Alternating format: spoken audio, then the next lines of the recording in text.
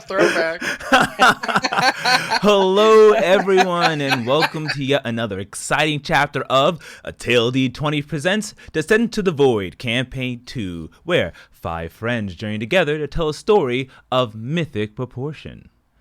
So, hey guys, how are we all doing today? Howdy. Hello. Life is good, isn't it? It's good sometimes. It's nice. It's a beautiful sunny day. Yeah. I'm done Adam's being looking cold for- and sad. I'm ready to be warm and happy. We opened our pool this weekend. Trav, I think you're muted. I'm coming over. I'm muted. I don't think so. Am I Oh, muted? no? Oh, then I have No, you you're not. muted. Whoops. Is life muted? How Wow. dare. How dare you? I Are we muted you. all I'm muted sorry. now? No. Muted me? I muted you myself. I'm sorry. Oh my god. Silencing I queer thought voices here on at a Tale live D20. stream. Silencing Censored. queer voices. When is it going to end? You hit a button by accident, and now you're public enemy number 1. Cancelled. Sorry, Omar, that you were going to get canceled so hardcore now. Ooh, no fun. No. It's okay. I'll forgive you. Oh, thank I I was had to saying- change your name to Montana. you. I was agreeing with you, Rachel. I said I opened my pool this weekend. Yeah, I'm coming over for swimming. Yes. Ew, it's bug season. Not ready Yeah. yet. I just opened it. Needs time To collect bugs? to clean. Oh. Well, Clean and warm up. let me know when day open, because I will be right there. It's getting hot, but I'm loving it. Yeah. Thinking about the beach real hardcore over here in my neck of the woods. Ooh. Oh my goodness, I haven't been to the beach in so long. Oh my gosh, I try to go multiple times during the season, and definitely on my birthday. It is how I celebrate my B-Day. I go, going to the beach, we're gonna swim in the water, it's gonna be a good time. Oh, that's so awesome. Yeah, Beach so day for your B day. That makes yeah, so sense. get ready, early August. If you're able to come to New York, come to my beach Oh. birthday, my beach bash. Will Beach do. bash, excellent. We're not that Beach far Bash of off. 23. Huh? Beach Bash of 23. Beach bash of 23. You heard it here first, folks.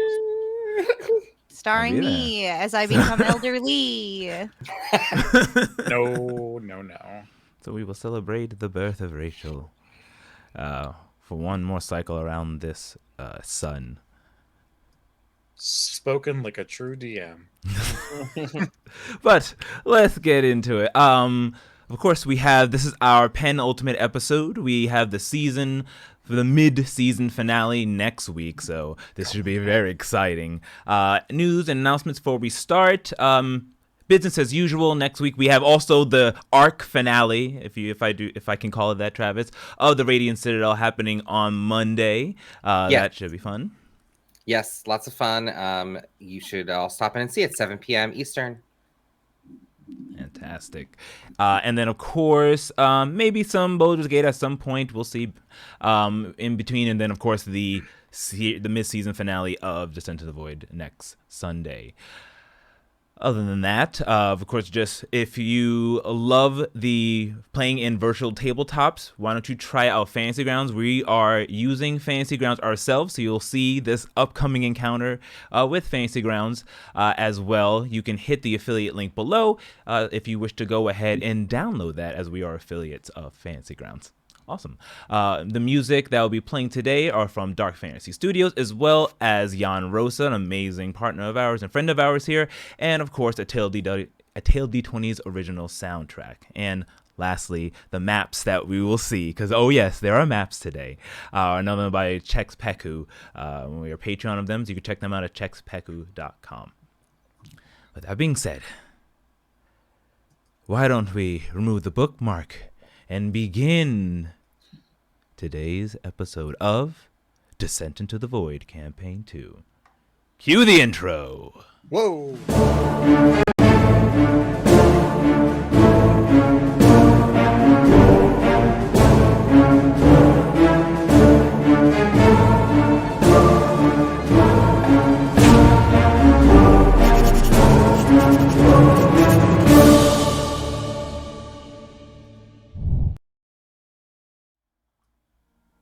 Cool.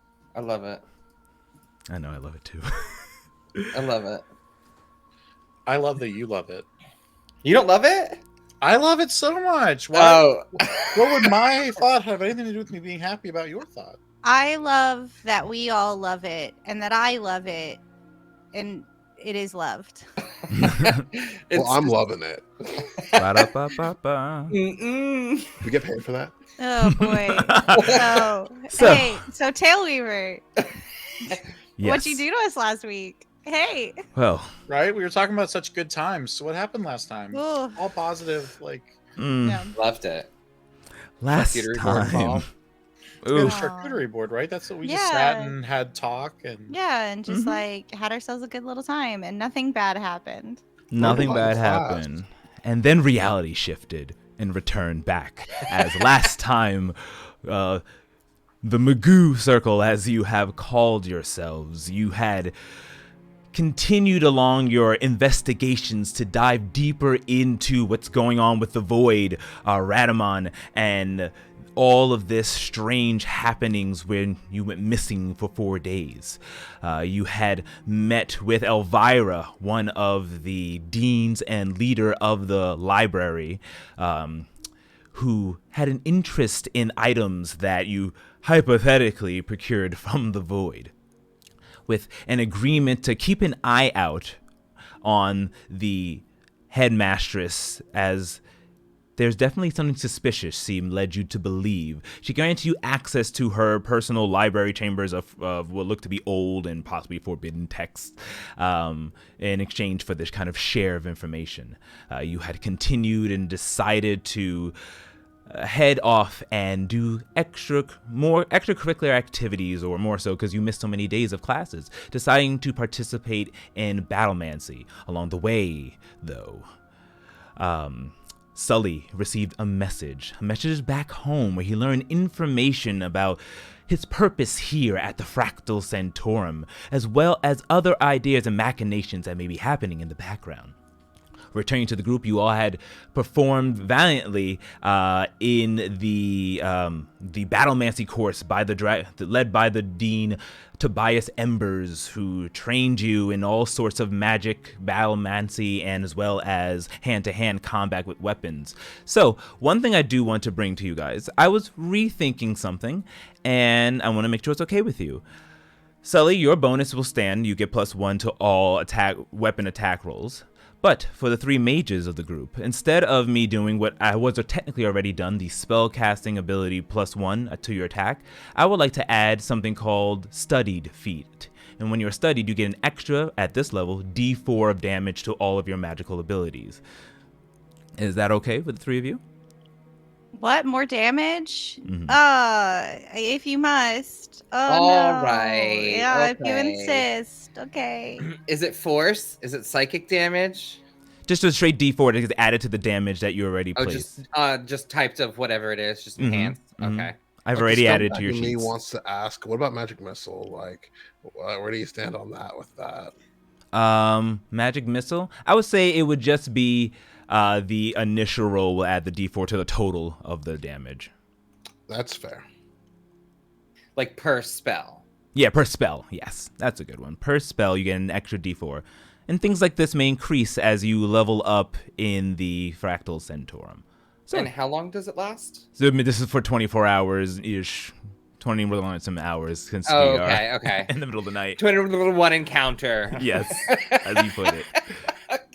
Okay, thank you. All right, so yeah, sure. awesome. All right, so that's been added. So when you roll your damage, it will roll that D4 extra. Oh, you added it already? Yeah, it should be already on your in this combat tracker. Wow, illusion of choice. I mean, I would have removed it if you would have said no, but I wanted to have it already set up. All right. So funny. Sully, you'll see that you have the studied as well, but it's just an attack +1 that has already been added to your sheet. All right. But with that being said, continuing, you had returned to your dormitories where Kievon, who was visited earlier by Radamon, procured a crystal rose of sorts, a rose that he had pulled out and you were all enamored by, as it was a gift from Radamon to trust you, and trust you did have. But due to events that he had learned back in the chambers of the Oracle, Sully had suspicions and had left, while the rest of you had attempted to pull Radamon out of Kievon to speak with this valiant creature that was so chivalrous and what's the word? So kind with their gifts. And so Zendaric, being the enchanter that he is, snapped Kievon into a strange state where his mind had regressed back. And Kievon, as he floated in that strange nether space, he felt a force pushed through, as he had appeared as with a new tone to his voice, returning as Radamon, taking the body of Kievon. Using their magic, Radamon poofed people out of existence, or just lulled with their charisma ink to bed, as they opened up a scar of some sort, growing bat-like wings and deviled hands, jumping through it, as Sully learned about this creature, Radamon being the great deceiver, the harbinger of chaos, bringing the embodiment of chaos into other planes, this plane. Not enough. He spent many hours learning this, getting a point of exhaustion, but returning to hopefully inform the group to this scar that's been floating there. Zendaric popping back into place and Ink waking back up. You had alerted Lucian, who told you to head to the Grand Hall because there was an announcement that all students must go. And as you went out, as he was trying to close this scar by hex breaking it, you had looked out the window, hearing a scream from one of the students as 8 other students were impaled, or not impaled, more so just tacked on to the walls, the archway of the Fractal Centaurum, as their blood was dripping out, following the perimeter of the building, collecting into a pool on the ground below. So,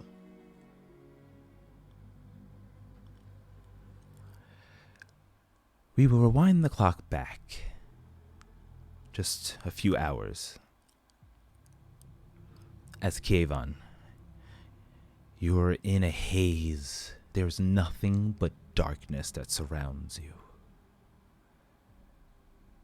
You blink your eyes, you think, as an image starts to appear, almost like a major image screen that solidifies. There you can see yourself. Like, you know it's yourself, but you can't control it. You then see yourself land onto the ground in a forest. Walk into a strange cathedral building before grabbing items and other effects that are inside of this building. It goes dark again. You regain consciousness. Now you see yourself running in the courtyard, grabbing several different students. You can feel them scream in pain. You can hear them screaming in pain and feel your, like, the evisceration from yourself as they are. It definitely seems like they are killed in the process, as their bodies are collected, repaired through some strange magic that you cast, and then placed on top of the archways as blood begins to drip down. Finally, with your bat-like wings, you fly back to this cathedral and walk up to a door, a large circular door like a vault, as you hear a familiar voice reach out to you.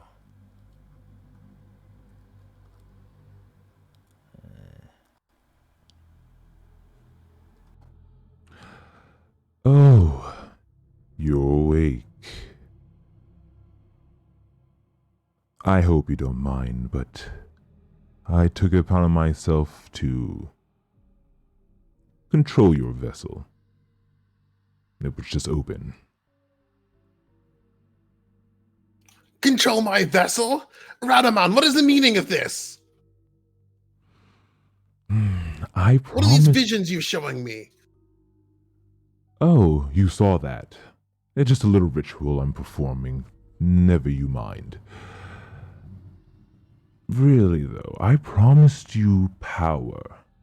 I promised you fame. I promised you all the secrets. And I am upholding myself to my part of the bargain and giving you all that you dream of.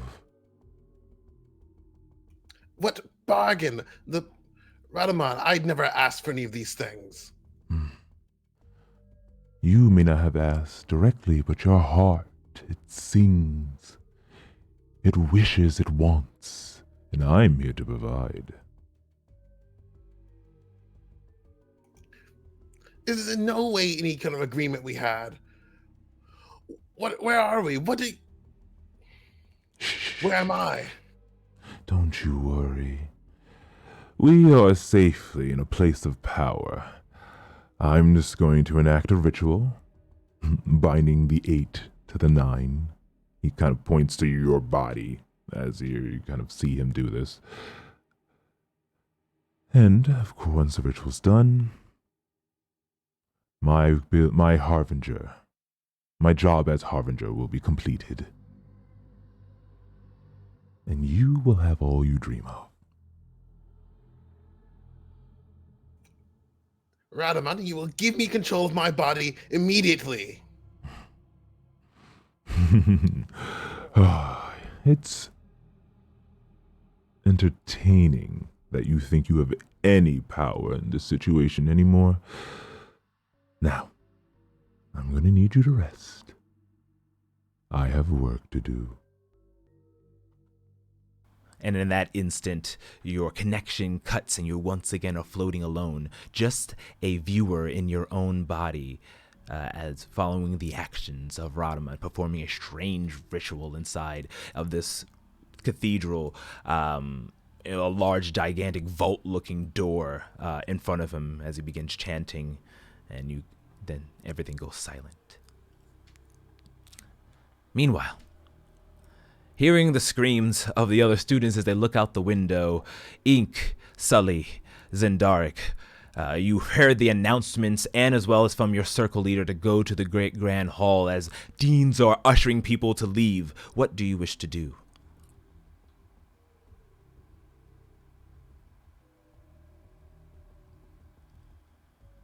We must find Seraphim.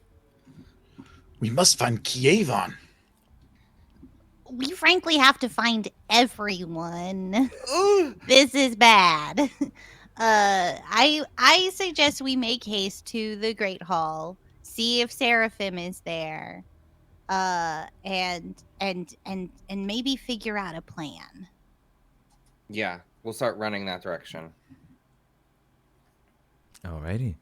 So, pulling yourselves away, you run into the direction and see that a lot of the students are being ushered to go into the Grand Hall. That was where Lucian has said that Seraphim would be. As you make your way down the stairs, wrapping around, pushing people around the way to hurry, you reach what looks to be two large ornate doors on a floor made out of jade marble that people are just walking through. There are just benches upon pews upon pews upon pews that all of the students are being ushered in, as about 80 feet or so ahead is like the stage with a podium next to it. Though there's no one there yet, just deans leading the students to their seats. Go ahead. Here, please. You three.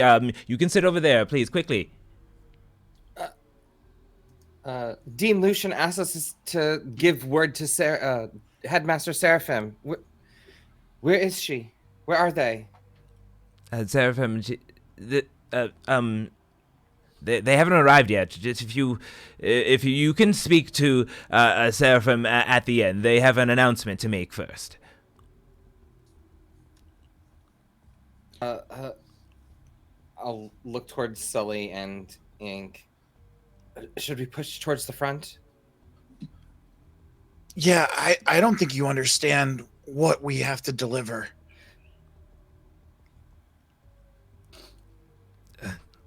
The teacher kind of turns around, looking at you, and says, "All right, what is it?" Zendaric. I don't want to say it too loud because I don't want other people to hear. I'm going to lean into the teacher's ear and put my hand up and whisper. And I'm going to say, Dean Lucian is sending us to Seraphim because an archdemon opened a scar in our bedroom. There's a scar in our dorm. Roll me a charisma check, please. Charisma check. Yes. Yep. Can I help by smiling convincingly? You know what? Yeah. Got it. Oh, never mind. Natural 20. Snatched. You don't need me. Woo! Natural 20. Thank goodness. You go ahead and just start speaking about scars and archdevils, and I said in their ear, like yeah.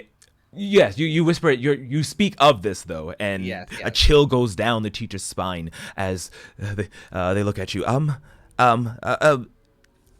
Okay, right this way. Excuse me, students. Continue. You two there. Can you just guide the rest of the students? I have to quickly and. Okay, we'll follow follow this teacher to like wherever they're leading us. Alrighty. They take you up the stairs to the podium made out of wood. There are curtains to the left and right, leading you to the left-hand side. You see there's an opening where it's like a little circular room that's completely open, more like an igloo shape, where you see standing there with several other deans is Seraphim. They're dressed in what looks to be an all black, like shimmering feathered suit. As the teacher goes, headmistress, these students, they say they have urgent news about things of darker nature. Seraphim turns and looks at the three of you, and immediately their eyes furry, looking down with the look of concern. Let them in. And please go back to aiding the students. Right. And the the teacher looks at you and says, "Good day," and runs back. What is it this time?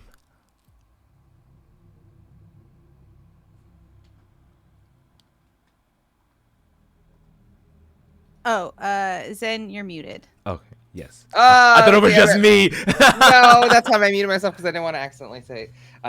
I'll say. I said before to the professor leaving, thanks for helping us, and then to Seraphim, Lucian Shadowbrook. We called him to our room because there was an issue. This thing appeared, and a demon charmed us, and Radaman was there, and there's a scar and archdevils and. Slow down. Slow down. They look down at you, placing a gentle hand on your shoulder, and you can just feel yourself instantly calm, as if like a calm emotion spell comes upon you. Slowly now. What I'll is start this? from the top. A Radaman and a scar. And I'll explain the everything that happened in the events. You know, we were told about this creature, the thing that we encountered in the void, Kievan, then eventually told us about the voices. Then he said it was a fae, but then Sully, if you want to jump in with your research. Oh, you're very, very quiet. I'm very quiet, am Now I? you're good. Now you're good. Perfect. Speak up. Speak up. Come here. It's so important. Well, while you were all being subdued by an archdevil, I went to the library and realized that Radaman is a harbinger of chaos, the embodiment of chaos. Seems that Kievan brought him back with him from the void.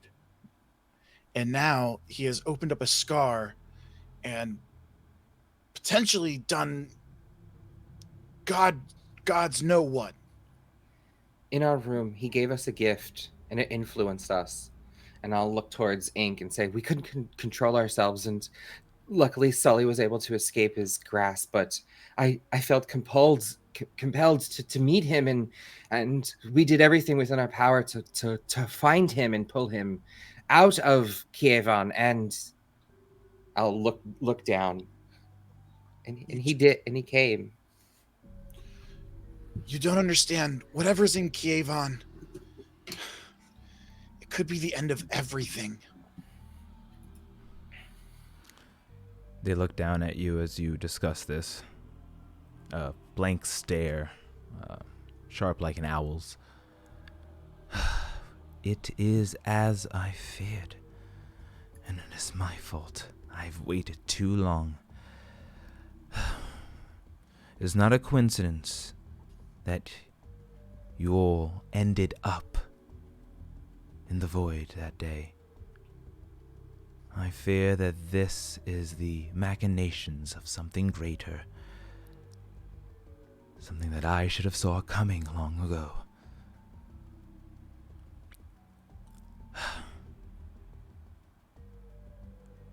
I thought that if I just waited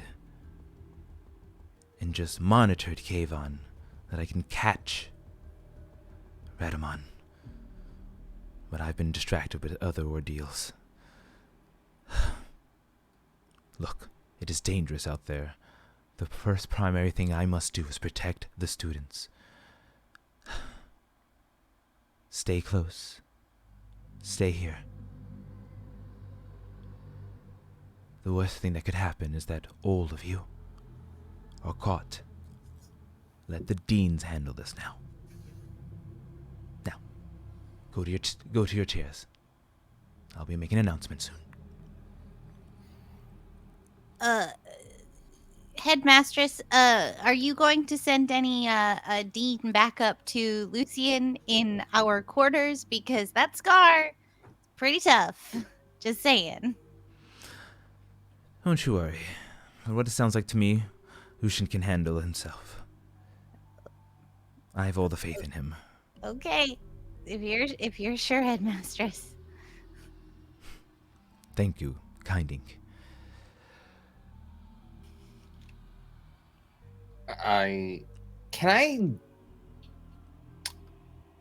Do I believe that? Does she really think that he's okay? Roll By an insight himself. check. Yeah, I also want to roll an insight check. Mm-hmm. Yeah, rolling shit. Let's do it. Sorry, I'm a cursor today. Not great. 9.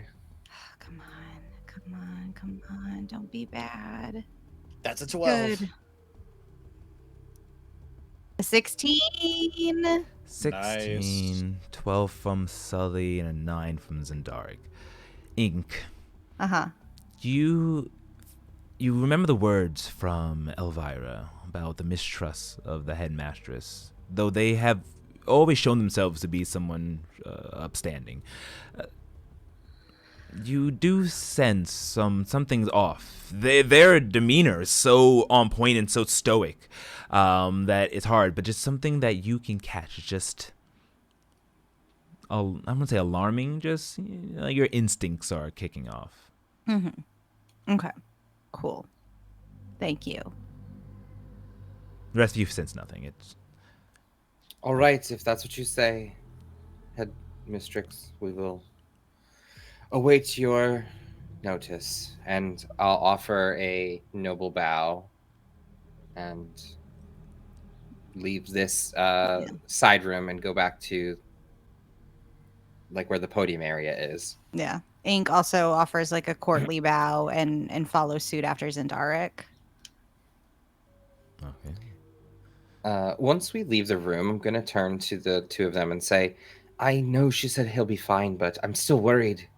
That was a terrible demonic magic. Something is not.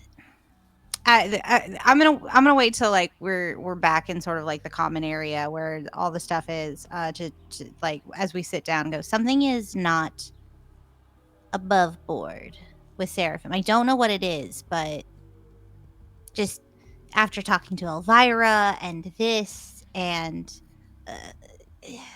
Should we go back to our dorm? no. Yes? Maybe. No. We'll check on Lucian. Or just wait here for her. What if she locks us all in this room? I know it will be to protect us, but like... But we know what's going on the most out of anybody. I know! I just don't know if Lucian's gonna make it through all right. That scar was immense and powerful.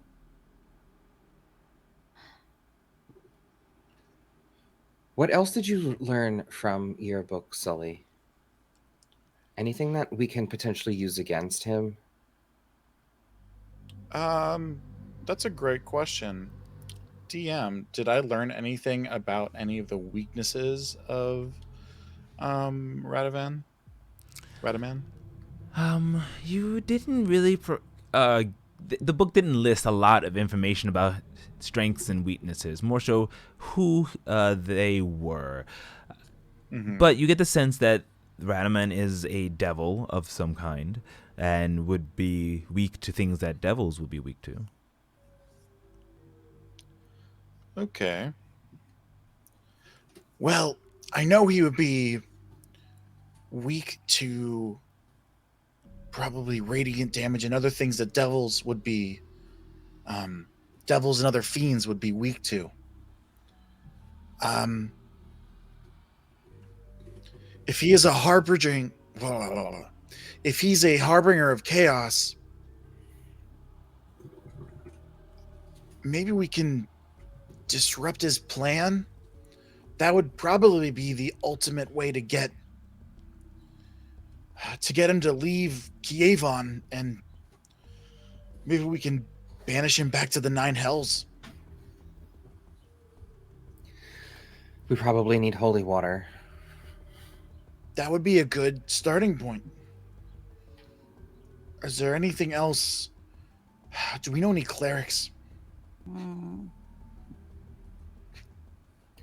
My sister, she can consecrate water. Yeah, all I've got is Sacred Flame. That's all. That's a cantrip. I Oh, don't know if that's enough. it's not. Yeah, I'm not exactly brimming with religious fervor and zeal either.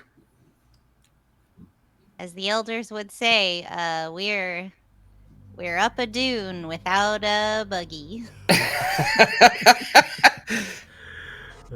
I mean, I'm sure if I'm sure. Okay. Let Also, me scan where this would- hallway, or because my sister's going to this school. She's just in the Martialis Yeah. curricula. Can I scan my room to see if Zenodora is here? Sure. Roll me a perception check. Living my life like I'm not a twin. Oh my god. 11. 11. You look around the room. You're keeping a good eye out. As of right now, you don't spot her. But if everyone is coming in here, then eventually you may. Okay, I'll now that I have not seen her, I'm gonna sort of keep a keen eye out for her to see if I can spot her Wait a coming minute. in. Yeah. While we're looking for her, let's both of you think. What did you do last night? Specifically, Zendark, what did you do as soon as I left? Okay, when you left, I thought for sure that you were not okay with Kievon and Radaman. I thought that you were like gonna rat us out. So I was like infatuated with like telling him that. But I wasn't sure like what to do, and I thought that he would have a plan. So I charmed Kievon into opening himself up and calling Radaman. So whatever internal subconscious locks were keeping an archdevil at least partially bound.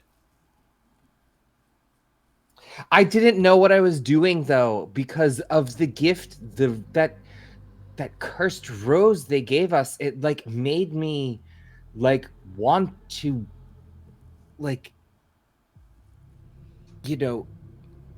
embrace the power, embrace the energy it was giving. It felt so like Yeah, probably felt nice. captivating. I couldn't. I tried to resist, but there was no saying no to that.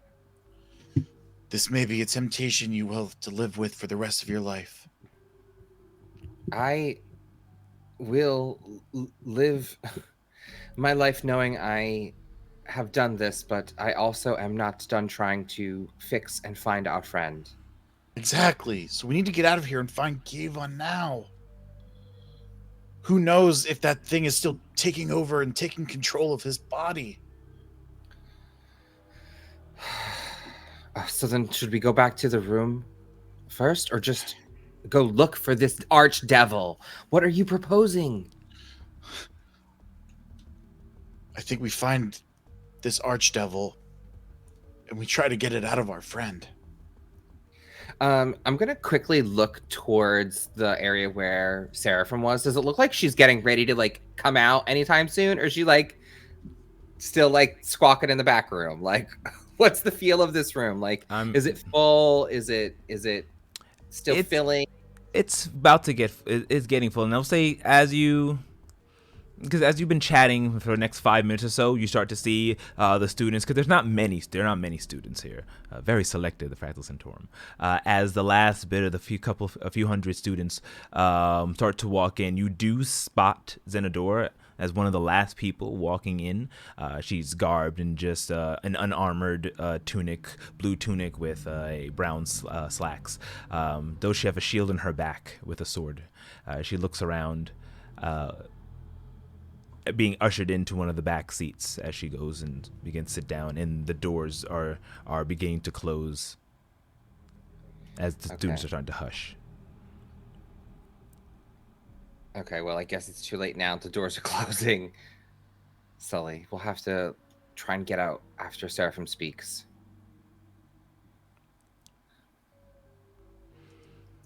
All right. Well, it seems like everybody's in here. Maybe we do our own search without any eyes on us. It's like, I picture this like a church. Like, you want to get up from a full church and, like, walk out the back. I thought we were like he just said it's full and they close the doors in the back. Well, the doors I aren't thought closing we were, yet. Like in the rectory, like in the back. Oh no, you're in like a I thought we were like in like her office, like behind it. or Yeah, some shit. and then you all walked out and then went back to the rest of the of the people. Oh, so we're We're in most the- definitely stuck here. Yes. But the doors are not closed yet. They're just, the people are getting ushered in. They're going to be closing it in a bit. So yeah, if you do wish to try to get out, you'd have to do it now. Well, It's now or never. Ink, Yes.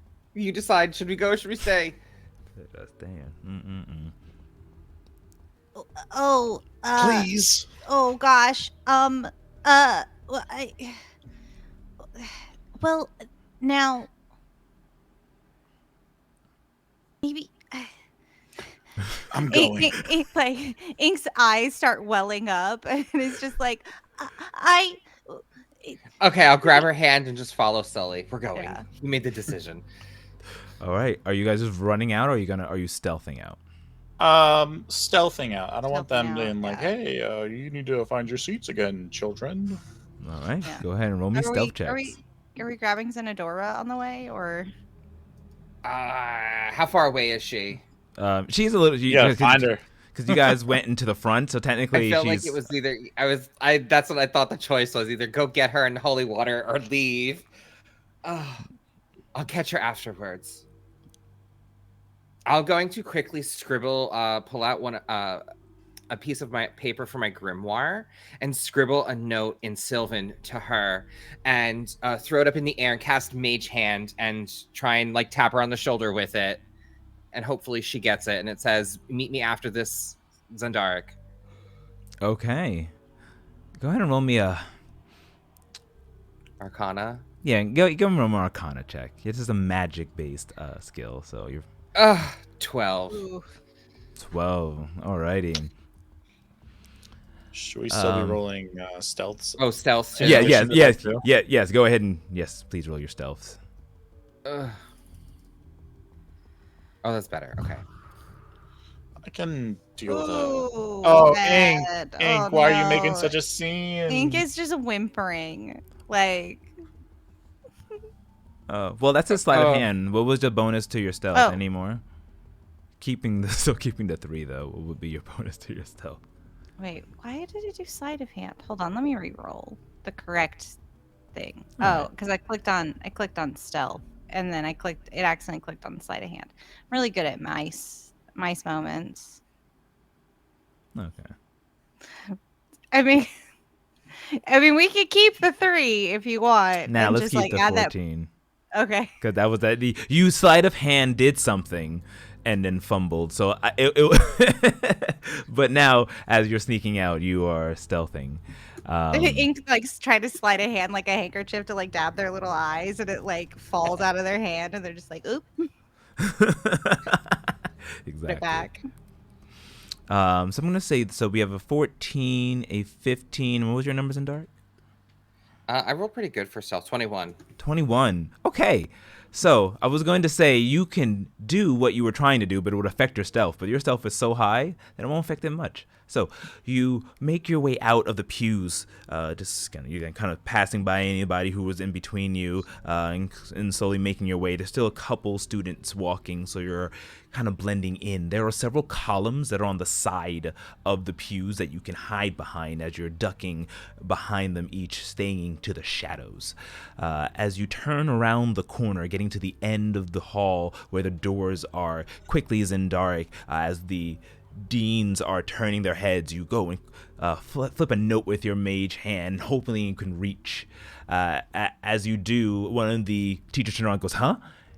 But in that moment, you guys have already snuck past, getting between the door, as the last thing you catch Zendaric is Zenadora sitting down looking at the note that fell on her lap and turning around, and the doors close. Okay. I think she got it. Once we slip behind like a pillar out of any like the dean's outside, I'll say, I think I caught her attention. We can meet up with her after. Or later. Let's go. Should we head towards, Sully, where should we go? Should we head towards like our dorm, the archway? Like what's the plan? Think. What did you all talk about? Was there any information that you may have given that stupid devil? He after Radaman came out and we called him there, he tried to put me to sleep for some reason, and Oh, he absolutely put me to sleep. but I remember just sort of looking at him inquisitively and then disappear and then just fading away. What happened? That's where it fades for me, Ink. What happened after that? After I was sent to sleep? No, he tried to put us to me. Did you try to put you to sleep too? What did he talk to you? He did speak to me, and I felt I could trust him. He knew things about me that no one should know. He peered into the truth of me, and I was comforted by it and made inebriated under his influence, and he told me to go to sleep, and I listened and I went. I didn't even question it for a second. So, Sully, that doesn't really give us any leads. It does not. DM, did we see those like 8 splayed bodies? Yes, you did see it. I mean, right now you don't because you're inside, but you can head outside and get to where that is. Let's go back to where those bodies were. Maybe there'll be something that'll lead us to Kievon. All right. And yes, that does mean I'm assuming that devil is behind those killings, meaning they were done with Kievon's hand. But he's being possessed. Yeah. Let's hope the Justicers see the same way.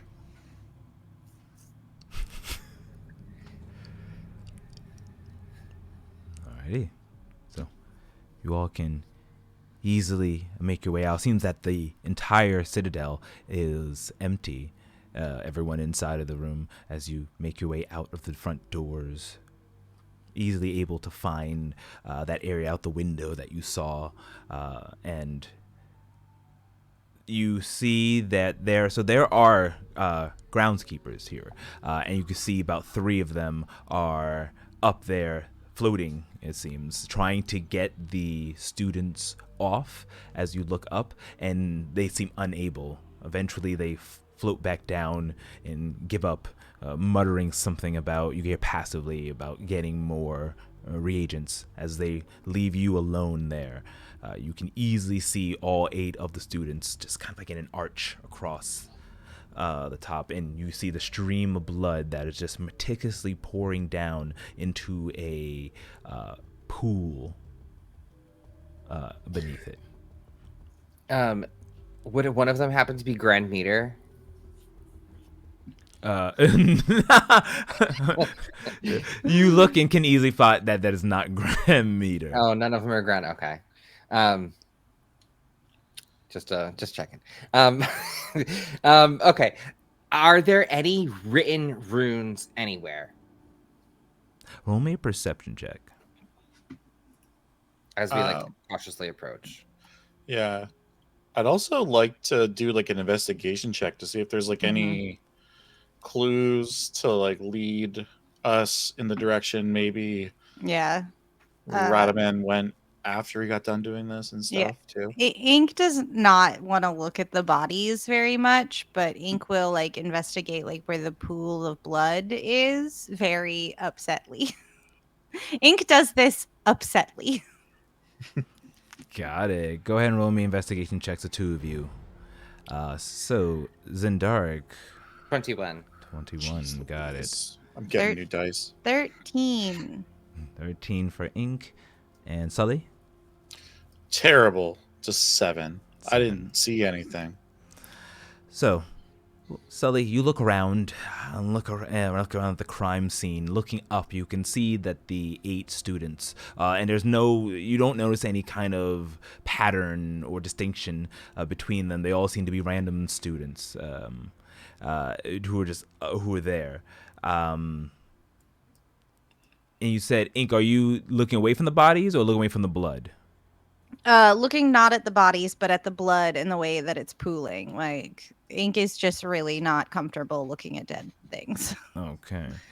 You go ahead and inspect the pool, and it looks like there's a stream of blood, and it's continuing and starting to collect in a kind of 5-foot radius sphere, or I should say circle, on the Like ground. on the ground? Yeah, on Okay. the ground. Like side.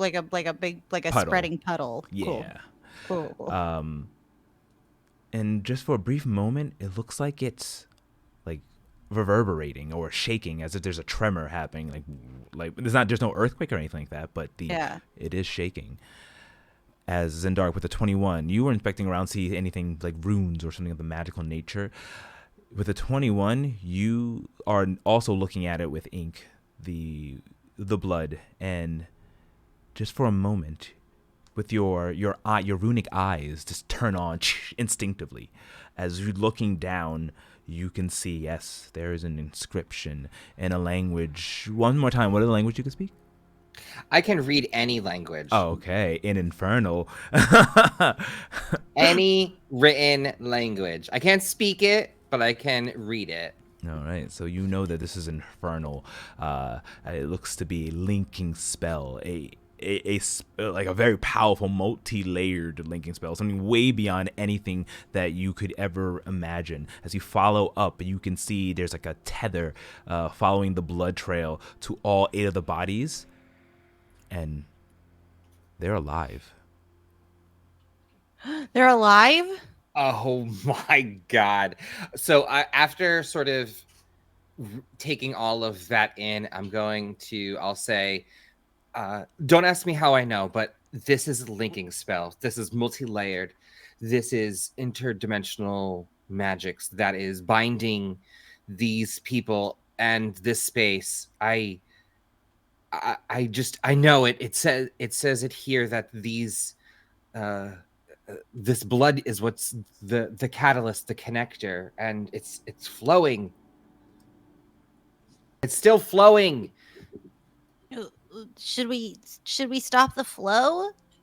Nick, being told that they are not dead, looks up to see like where the victims are. Yeah. Can they be saved? I don't know. Possibly, but this is binding them. I don't know. I'm not strong enough yet. I don't have the.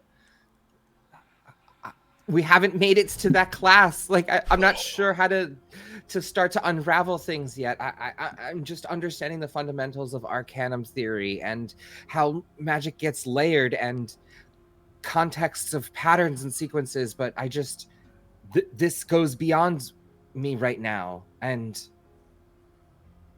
it is advanced.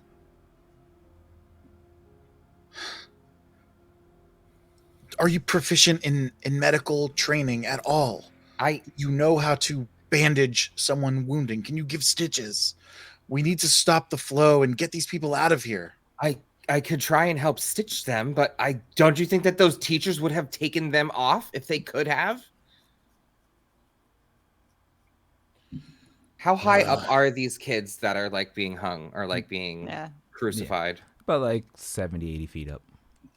They are way, way up in there. Whoa! Yeah, they are up way in, up like there. an archway. Like there is no way for us to even get there to get to them. It's like 8 stories up. How do we even see them? Well, there has to be something we can do to disrupt whatever this spell is.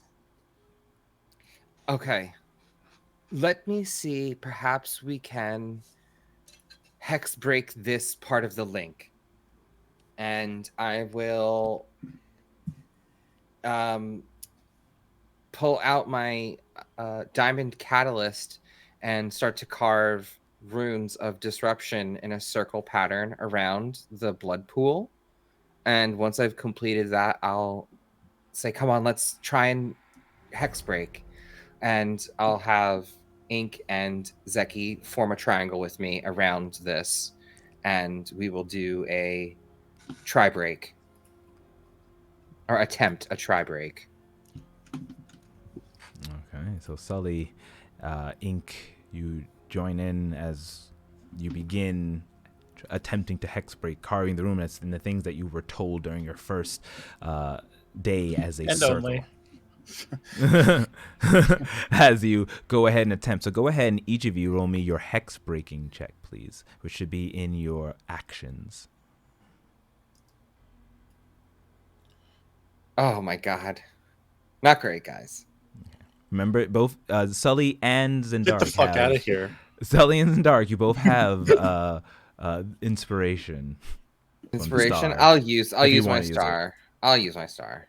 Oh. No, I won't. No, I won't. What were all your numbers? A solid 11. 5. I rolled a natural 1, giving us a 6. Okay. You rolled a natural 1 Twice. twice, Mr. Halfling. Yikes, yikes, yikes, yikes, Do I get to roll a 3rd time? yikes. Yeah. I think it's every time you just impossible for you to get natural ones, right? I'm gonna say it is. If I'm wrong, Yeah. then- Oh, come on, super lucky. Come on. Oh boy. Oh, not meant to happen. This is blood magic's too strong for us. Is it? No, it's Is fine. it? Yeah. Blood magic too strong for us. So We're 9. so baby. We can't. I can't try. I try so hard. this is extremely advanced hex. If it were, I would say this: as you go ahead and walk up to this pool, each of you carving the runes next to it, your mind once again links together like it did that day inside the class in the pond. As you do, you just feel a foreboding presence, a evil essence that just washes over you like a tidal wave, knocking you all back, making you all fall prone as you just hear an echoing laughter. But in that brief moment, you sensed something like Kievon, like you're all bound magically because you're a part of the circle. That magic, as Lucian has said, goes deep, and how he found you down in the void. You, for a moment in that connection, can sense Kievon in peril. Did you feel that? I did. I felt him. Yes. He needs us. We need more people. This isn't strong. This is too strong. We need more people to help us. Zendarik, as you kind of look around, still keeping with your 21 before, because you were doing a perception check, you turn to your right and notice a faint glowing trail, similar to the glow you saw from connecting the students in the blood pool, heading further into the Isle of Eternity.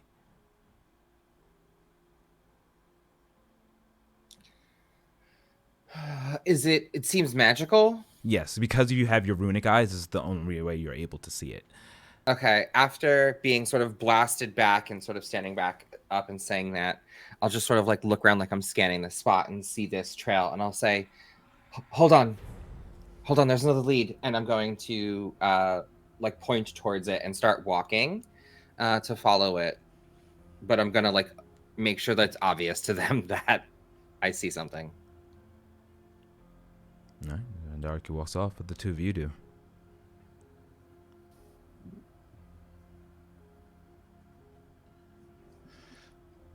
Ink, should we follow? I think that us becoming even further separated within this circle is ill-advised. So I'm gonna agree with you there. Let's just Yeah. stick together. we follow. All right. Once they get a little closer, after spending a moments inspecting it, I'll say, "There's another tendril, like the ones that are connecting Hmm. those up there. I don't know where it's going, but maybe it might be to Kievan." Wait. There's 8 bodies up there. This would be a 9th tendril, correct? Yes. DM, do I know the significance of the number 9 in this situation? Roll me. This is gonna be a high DC, but That's roll fair. me a history check, or even a religion check. I would accept. Are you saying something about this? Religion or History, whichever. history? They're both the same for me. Let's go from a historical perspective. Oh my god. Can I use my inspiration? Certainly. I feel like this is worthy of that. Well, 13's better than an 8, so A 13. lucky 13. From the knowledge that you've learned back over the course of you being a agent and all the things that you've done, you've come across several occultish items and books and stories. But one sort that's prevalent in the history of Greymore and all of Adramel, to be precise, is 9. Number 9 being kind of one of the largest, the prime. Number 9 being the 9 gods and goddesses and deities that govern the universe. So things that having to do with 9 are significant in like an what's I gonna say, extraplanar sense. Mm-hmm. Okay. You all don't think it's suspicious that there could be 9 potential tendrils, one for each god? Maybe one for what could be the opposites of gods? It seems like it's an extraplanar balancing act of sorts. Mm. There has to be a negative for the positive, and, well, maybe. Well, how well versed are you in planar magics? Not at all. But I do know that the books talked about Radaman being the harbinger of chaos. Mm. Harbinger? You mean harbinger? Whatever. Now's not the time for Yeah, semantics. enunciation is not necessarily important. We get the gist of it. Yes, Sorry.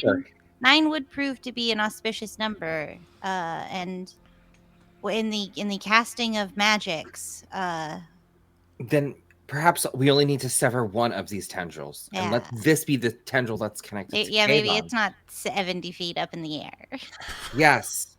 Let's follow and I'll press on, like continue to walk to this down this tendril. Ink is having a bad time, and it's just like so like snarky and shady. It's just like trying not to cry. Alrighty. I like get a psionic dagger ready. I'm just like carrying it, just ready to go. Yeah. So- Ink unsheathes both their daggers and is just like walking, holding them, like not even cool, just like if stabbing has to occur. And I have my focus out, like the D2 sorceress. Got it. Like, you know, like that, Oh my that like loading screen. Awesome. So the three of you, powered up and ready, continue to make your way. I will say, Sully, though, you're a little tipsy turvy because the tiredness of the evening is still hitting you from being exhausted. I am exhausted. That is correct. But This battle is going to suck.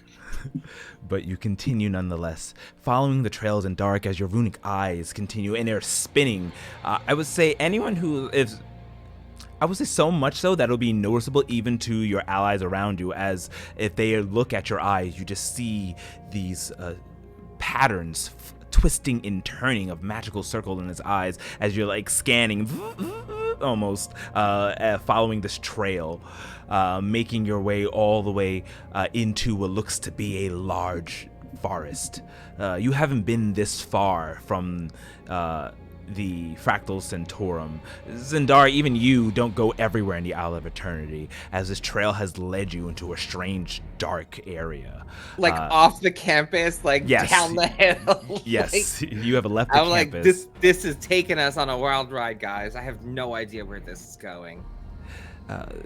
There looks to be a barrier, like almost like a glass fence.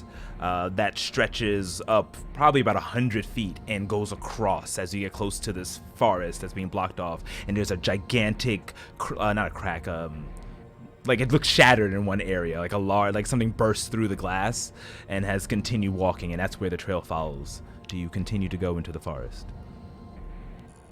Oh, wow. Do you all see this shattered barrier? Yeah, That's everyone where sees it. That's where this tendril goes, guys. Can't hear you, Sully. Speak up. Come here. What's the barrier even for? Can I roll a history check to determine what this is? Yeah, I'll let you roll one. 13. 13. Fair enough. The Isle of Eternity is a very magical place, and only Woven live here because of just how powerful it is.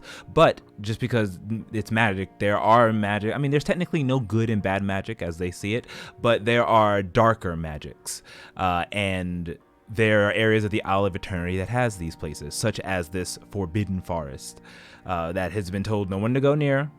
It's like almost like, you know, that place over there, we don't go over there, and everyone just hushes.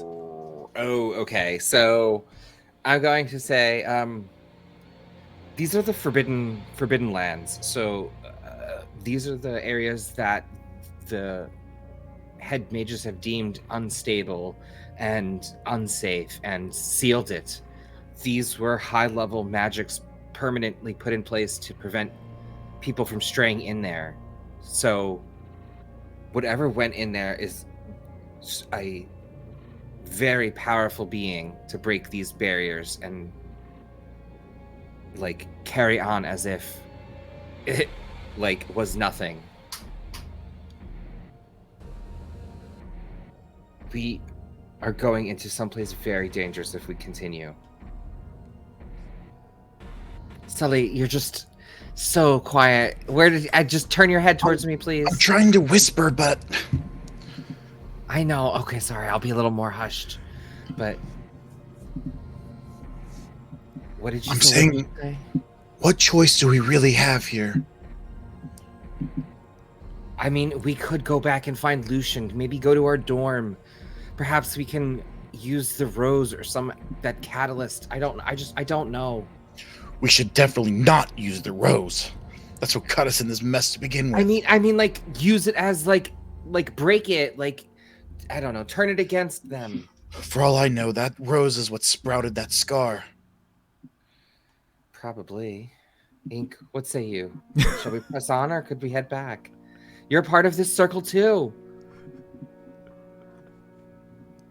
I don't. Maybe we can stop the blood from here. And Ink like takes their little daggers and starts digging a little like hole where the blood is to see if maybe we can stop the blood. Is just like trying their best. Like maybe if the 9 bloods don't come together, we don't have to go into the spooky, scary forest, and we can just fix it here. Maybe we can fix it here.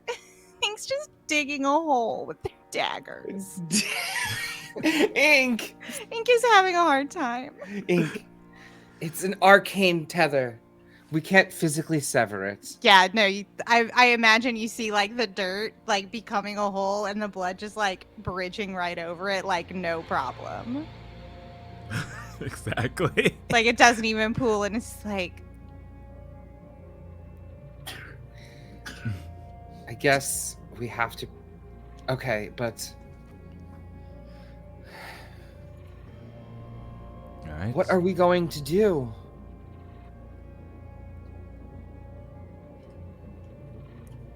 I don't know. Either we try to face it now, or we go back and try to get help and I don't maybe know. lose our opportunity in general. I don't know if the Or lose our faculty lives. is here to help us really. How many times have they now dropped the ball on security measures? The I hate to say headmistress it, literally said, "Oh, let me just wait and see what happens." I think it's up to us. I think we have to go in the spooky forest. Oh! After Ink says that, I'll just. Okay. You're right. Am I? I don't know. It's us. We are this circle. We cannot afford to lose another one. Let's go. Okay. Take my hand, and I'll offer an hand to Ink. Ink takes the hand with their sweet little like furry little tabaxi hand and like squeezes it so tight. I will cast guidance Thank Yeah. you. on you. Thank you. I also take your hand. Yeah, we hold hands. We hold hands. Okay. And let's go, and we will walk into the forest. So holding hands and giving calm words, you walk together, passing through the threshold of the broken glass dome into this strange, foreboding, dark forest.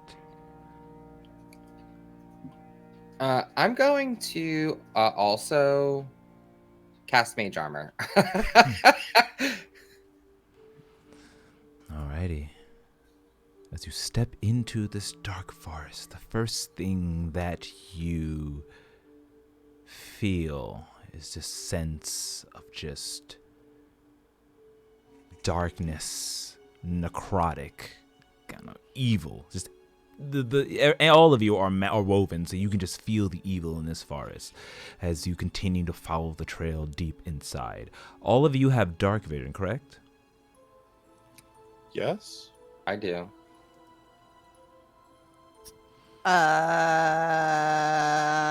Nope. Oh. Nope. And she.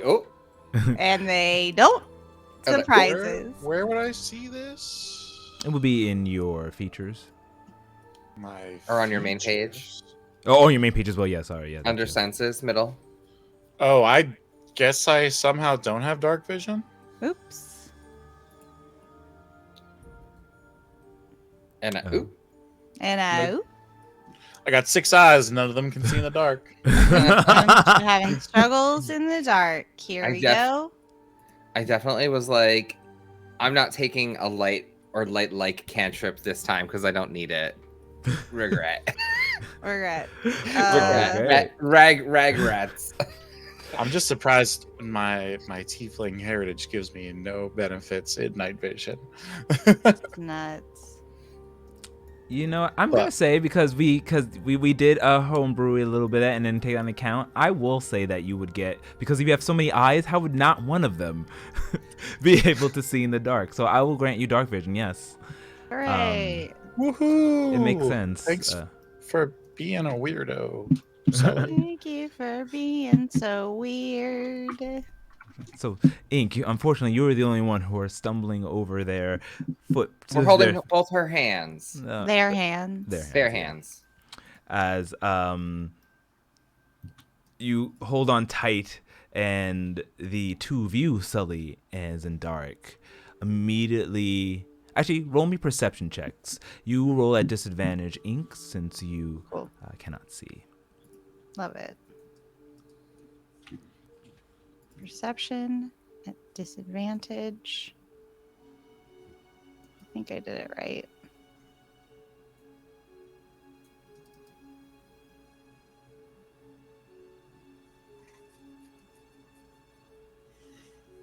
Okay. 7. 7. Proud of you. Thank you. It's bad. It's real bad. Zendar, what'd you get?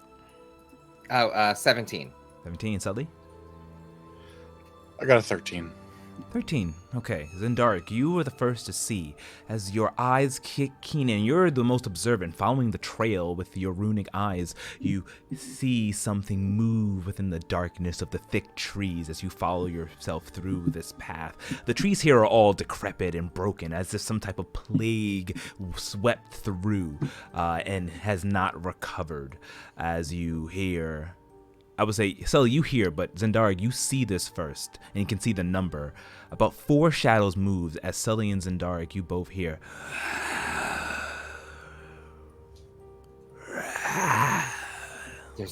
I'm gonna whisper. There's 4 beings, probably afflicted. Actually, there is 4. I didn't even say the number. But yeah. I did. say the 4. I did. You Oh, I say did. 4 shadows. You said Oh. 4 shadows.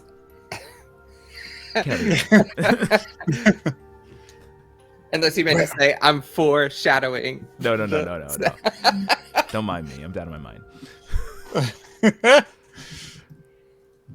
Where are they coming from?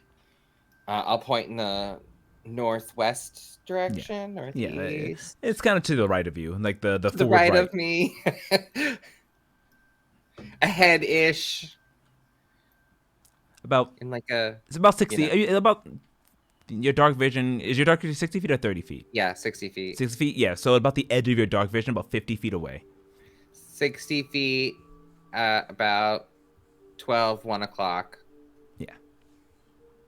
All right. Should we take them head on or try to avoid them? Is the arcane tether I've been watching that drove us here towards those creatures, or like goes around it? It goes near it. If you wish to, you could probably sneak by. If you don't, or run past. if I you will want to. relay that information. I'll say, well, the tether, I could still see the tether, and that does not directly go where those afflicted are. It goes near it in that direction, so there might be a concentration, but I don't know if these specific ones here are related. If we don't Whatever- have to fight them, let's try to get around them. Yeah, we should maybe save our strength for whatever's coming next. I agree. All right, All right. let us be careful. Stealth check time. Uh-oh. I would like to whisper a prayer of guidance to myself. So stealth. Yep. Go ahead Stealth, and roll me a yeah. stealth check. And now the exhaustion hits you, Sully. I forgot that flag Right. Oh, before. no. Oh, I should have given it to you, Sully. Oh, great. Good. Okay. We're I'll go- boned. We're I'll go- super boned. I'll go first, guys, with a 24. Sully with a 6, Ink with an 8. That's it. With an 8. The bad news. So, the three of you continue walking, and Zendarik, you dart across sneaking as you eventually get to the part when you're about 20 so feet away from it, where the trail continues, as you dart into the trees that they don't notice you. And I'll like mouth this way. I should actually roll them perception checks, because maybe they'll roll really low. Yeah. The two of you then follow, stepping on branches and kicking rocks along the way. But for some reason, the undead scourge don't seem to hear any of that, as they're preoccupied with something else, perhaps some type of weird creature that's on the side. But their attention is shifted as they roll a 5, and on the perception checks they don't get a bonus, and do not notice any of you. All right. So, sneaking past them, leaving them in your background, you continue to follow this path to eventually you notice first, Zendaric, that there is like a break, almost like an enclave, a grove in the middle of the forest. There is a light, an actual light, as if a moon of some sort or some type of light source is illuminating this area. As you can see inside, all of you with your passive perceptions can easily make out what looks to be a large cathedral. It stands tall, not as tall as the Fractal Centaurum, but definitely massive in size. There are stained glass windows that are on the perimeter on the outside, and a large wooden door that looks decrepit and half broken. The windows are cracked, though, casting a strange ethereal light of broken shards on the grass and the shrubbery is not mowed, it's wild, but you can see that it once used to be a path of some sort here, as broken statues of 9 things, you're not sure, line the size of the stone walkway leading up to this massive cathedral. Have I ever heard of this place? Roll me a history check. It is of this area. Roll me a history check. It is a very high DC. You may not Okay. even be able to make it, but we'll see. I respect nat 20s. No, 17. 17? No. You have not heard of this place. Okay. I was like, what is this hidden cathedral in the dark woods?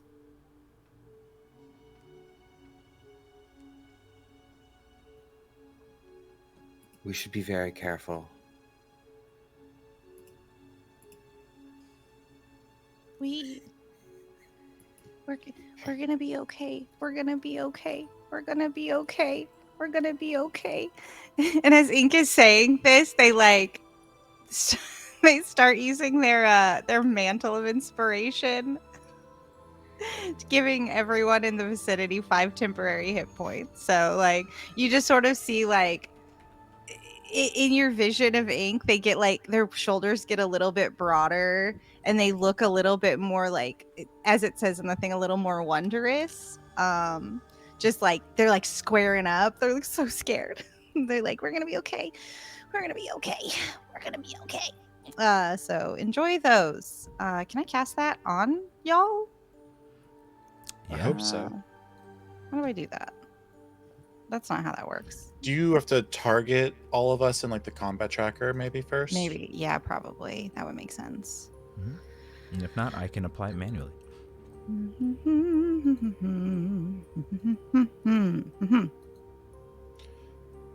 Go fantasy grounds, go. Go Fantasy Grounds, go. Okay. Darek Nice. and Sully, Nice. and it can happen to myself too, right? Yes. Yeah. Yes. Mm-hmm. Cool. All right. I think I already did it to me. Cool. Oh, Big Steve too. Hooray. Oh yes, B Steve is. Oh, for sure. Yeah. You- Oh, is Big Steve with us? How is gonna Big Steve handling all this? We're gonna say Big Steve was hanging with you inside of the when you spoke with the Cool. Seraphim. Everything. Big Steve had just been So glad. just following around. He knows to follow us, yeah. Mhm. Yeah. Aw, poor Big Steve. He's totally there. Yeah. He seems very scared and worried, but alert. We're We'll gonna find be him. we're gonna be okay, Big Steve. So sad. So sad. All right. Should we like try and sneak to the side of this building and look in before we like go to the front door? Well, Are there windows? The stained glass windows. You can't see through stained glass Why not? because it's stained. It's got pigment on it. They have a point. Even champion says so. Jeremy's like, it's stained glass. Look through part of the clear part. Exactly. So what do? There's just this pathway in the door. The door does look ajar. Oh, can we like peek into the door without going into the building? Can we Sure. like give a little like Scooby Doo moment? Like, How far away from the building are we? 'Cause Well, I how didn't think fa- we were at the building yet. yeah, you're not at the building. We'll say you're at the edge of it, so you're about like 50, 60 feet away from it.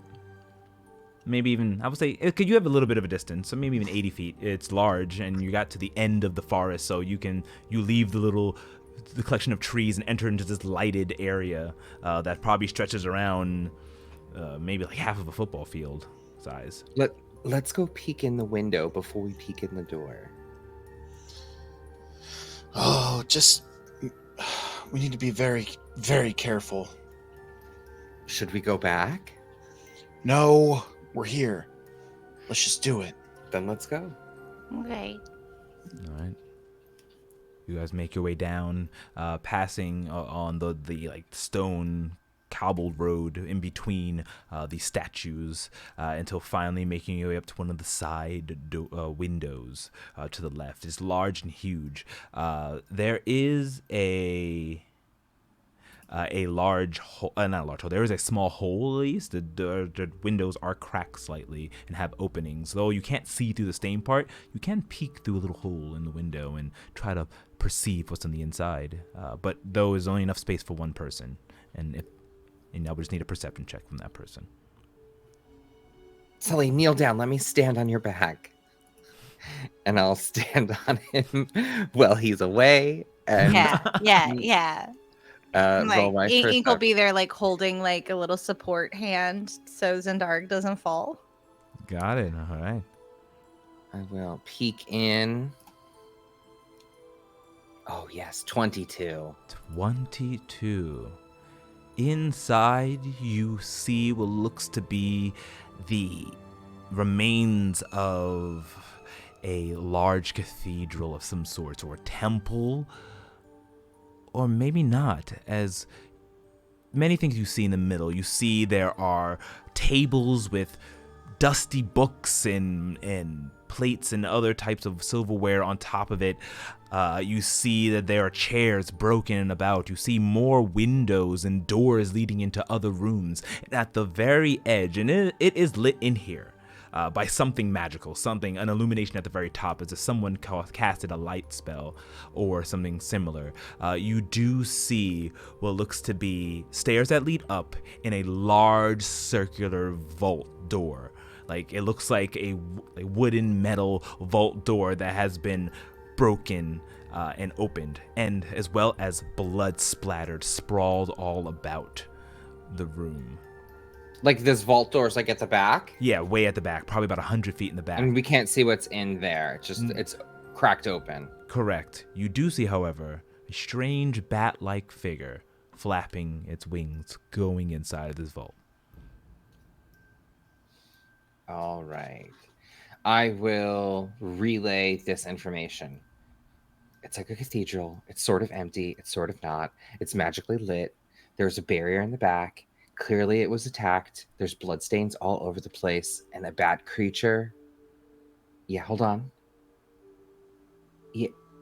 Yeah, there was a bat creature that just definitely flew in the back room.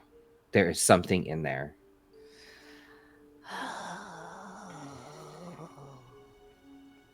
Okay, I guess we gotta go in there. Can I do a quick perception for the tether? The tether, does it go directly into this building? Yep, it goes through the front doors into the building. The tether goes right through the front door. I have such regrets, but let's go in.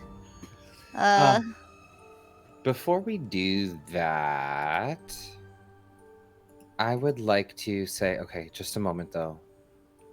I would like to, I'll say to the group, we can't, if something happens to us, we cannot let what we know end here. So, just a moment.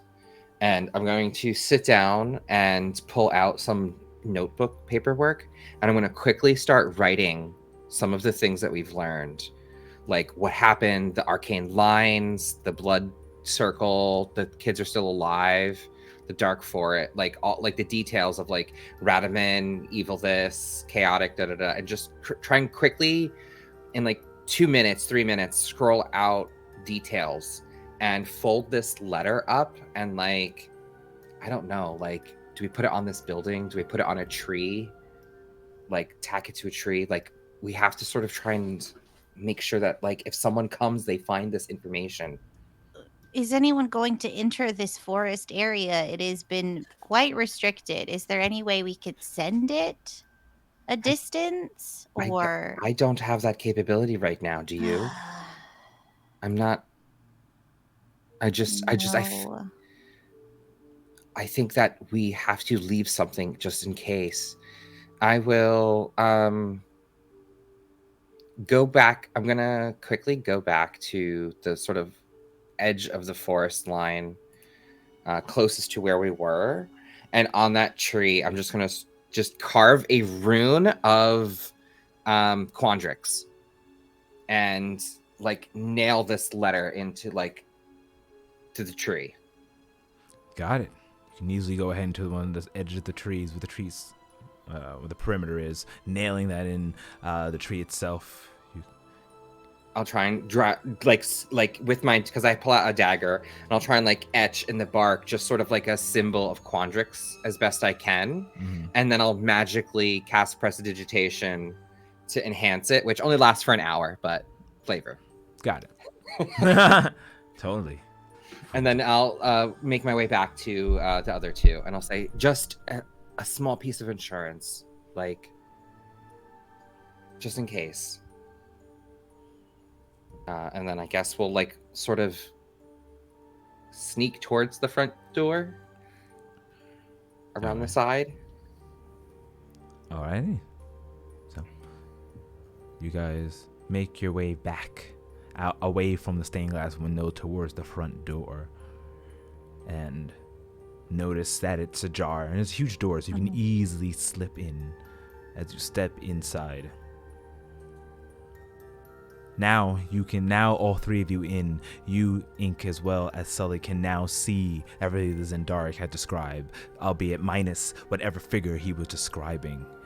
There are statues that look to be made out of some type of strange marble or jade-like. Marble or jade-like substance material of you don't know, and in the very back is a humongous tall statue that looks like it's a mixture between stained glass and statue slash painting, almost like embedded in the wall, of two mighty warriors holding up a humongous clock that shimmers as if it's alive. And I'm going to go ahead and share the map. Oh boy. That's not a good sign. Nope. If there's a map, that means there's a combat.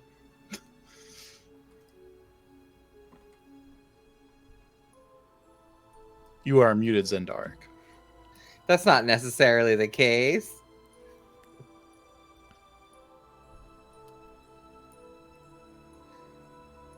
Alrighty. Oh, wow. Oh. So, I'll move you guys back a little bit. Yeah, weep. Pop. Keep up. Weep, All right. pop. Boop. I just want to be Okay, show so this there's as the well vault. to the viewers. Yeah. Show them what's up. Show them. Show them this great map. This meep. Now, can I do a history check and see if the elders ever, like, told me anything about the two figures holding the clock, like, if their cultural significance or anything? Sure. Go ahead and roll me a history check. Or religion. I'll accept either. Am I better at religion or history? I'm better at history. Yeah. Right? Yeah. Oh, Arseki's like way. Yeah, I off know. the I'm ball. trying to fix it. I don't know how that happened. Nah, that's a 9. A 9. In ancient folklore, there are stories of like twins, Twins. twin goddesses. Uh-huh. But other than that, do you remember mention of something like that? It looks similar to what the story is told, but Uh-huh. not sure. So, you all step inside and look around and see this as Kievon. You awaken again from your strange slumber, seeing what looks to be a sort of ritualistic magic circle at your feet, and a whispering, a humming coming from your voice, though that in the voice of Radaman. As it dies down, there is a kind of shock that goes through your body. And in that moment, Radaman reaches out to you.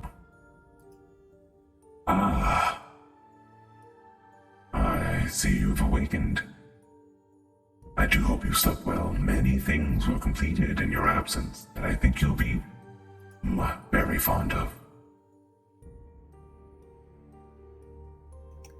How dare you release me immediately? Don't worry. My need for your vessel will soon conclude. Oh, but before we do, I believe we have guests that you're most familiar with. Well, I only have a few moments before everything is completed, but I do need to hurry, and I cannot have them slow me down. Seraphim, the idiot that they are, will soon catch on. So before they do, I must complete this. Why don't we say hello to your friends? Radaman, let me go. You yourself were once encased and held against your will. How can you do this to me? You are but a means to an end, my chosen, but know that your sacrifice will go to the greater. Something is in need of a change. This era has known the light for far too long, and it is time that we introduce a new element. My master has been waiting for eras, and you, as well as me, shall be the harbinger of chaos. Come now, shall we say hello to your friends? What? My friends? My circle?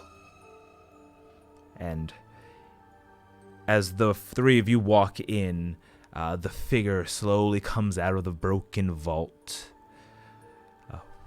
You see Kievon, but with devil horns protruding out of his head and bat-like red wings as he floats towards, kind of floats up. You see that there is a large gate, I should mention, that is a barrier between the vault and where you are, and he is currently behind that gate, but his voice echoes throughout the cathedral. Hello, my friends. It's so great to see you once again. Did you enjoy my gift? Beguiler! Trickster! Your gifts were no pleasantries. You caused us suffering. Give us our friend back. Now I can't go about doing that, but I can promise you your eternal souls I'll bathe in everlasting love and pleasure soon enough. Now go run along. I don't want to hurt you.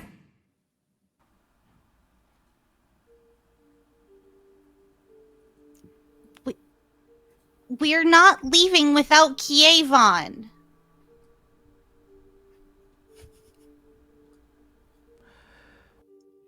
Oh, I thought you would say that. Well then, you've caused me no choice. While I finish up this ritual, I'll gonna send a little friend, a gift from my master, for you to play with. Have fun. And as Radaman says this, you see this.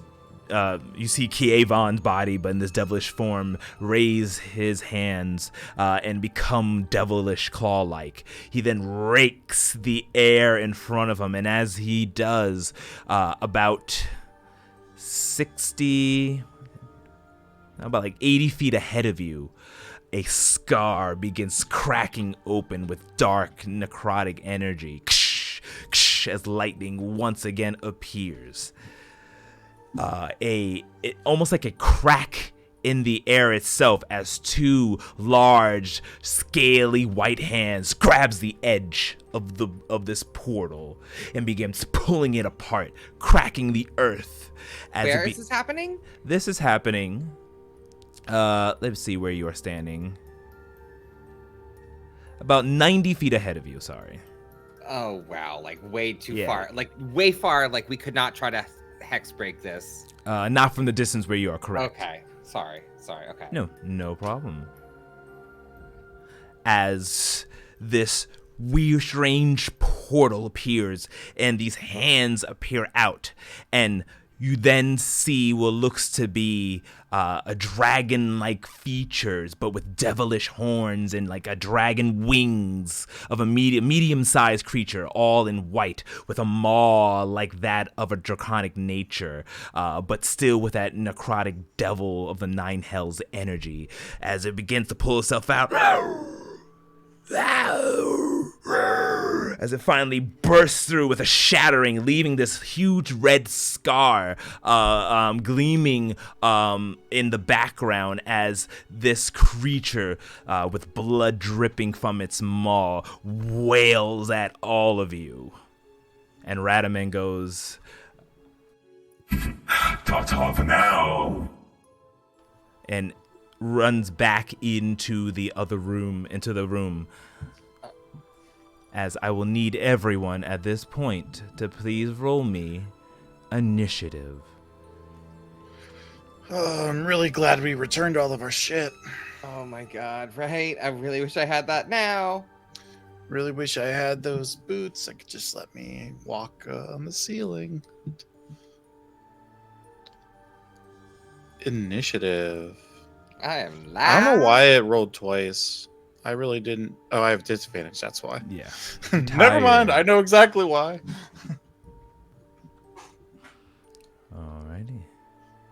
So we have Ink with a 13? 13. And Dark with a 4. Ooh. Sully with a 7.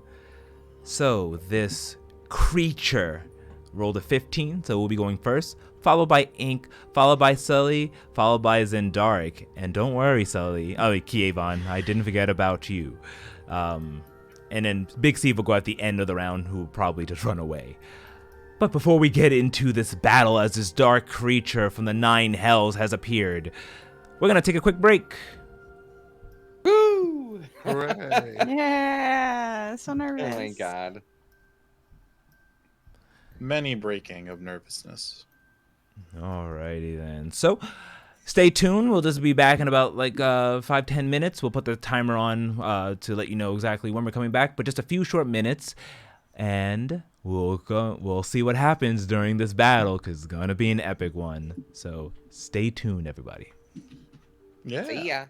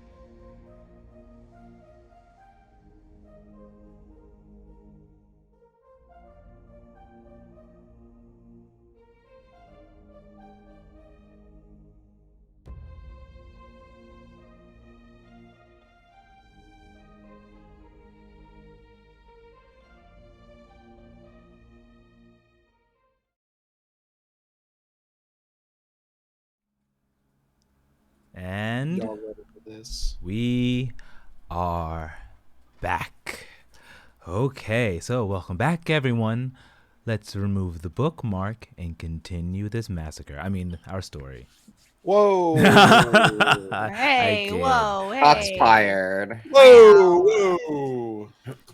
All right, so we've readjusted the battle scene. You guys kind of say you guys ran up a little bit. You guys were way too far back.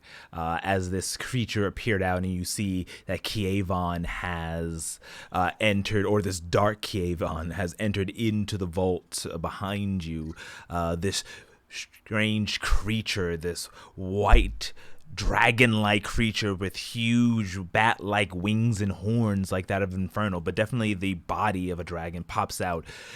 There's a brief sense of heat and then a chilling cold that comes upon you as almost like a frost-like rime seems to be on the perimeter or the border of this creature as it lets out a howl, getting ready to attack you. And you have all rolled initiative. So, why don't we get this battle started? Let's get it started. So, starting us off is a strange, unknown creature. The creature will stomp on, looking around at its surroundings as there's vortexes floating behind it. It will lock eyes with the three of you, screech, and begin making its way across. 5, 10, 15, 20. It leaps on top of this table as it stands up, looking down as in dark, and it is going to take the first attack.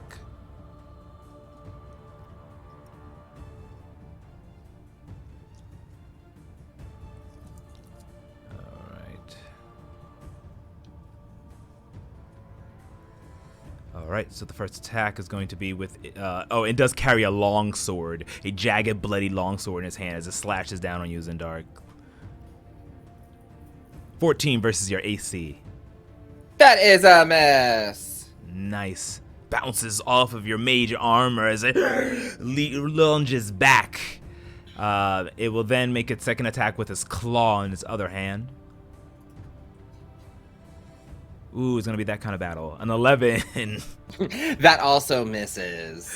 It then comes to claw across, but you're able to deflect it, raising up your bracers as it bounces back and recoils from the impact. My mage armor also helps bounce off some of that attack. Awesome. Okay, the creature will remain there as Ink, you're up next. Ha, fun, cool, great stuff. Love it. Boy. Okay, well. Oh my gosh. Okay. Oh, okay. Okay. Ink is going to draw their lute and start strumming very quickly, very upsetly. 'Cause Ink is very upset. And direct an attack toward this unknown creature. I'm gonna cast Hideous Laughter at this guy. I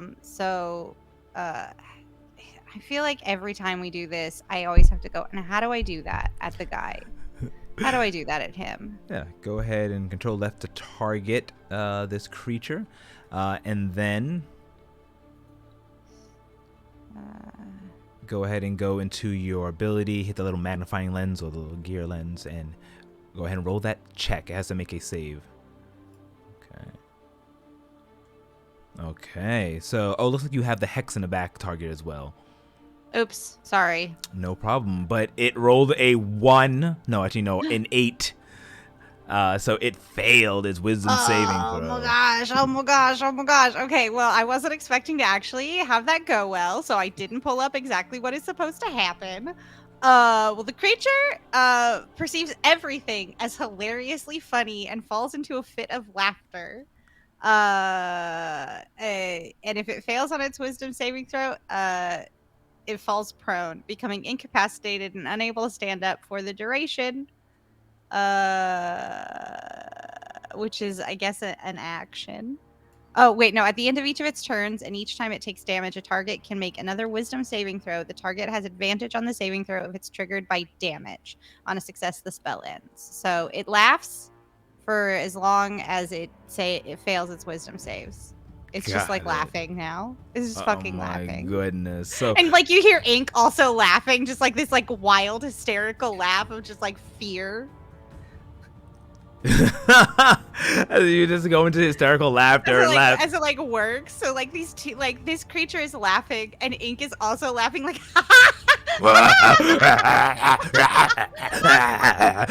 falls these, onto like, the ground. Scrums are happening. Oh my god.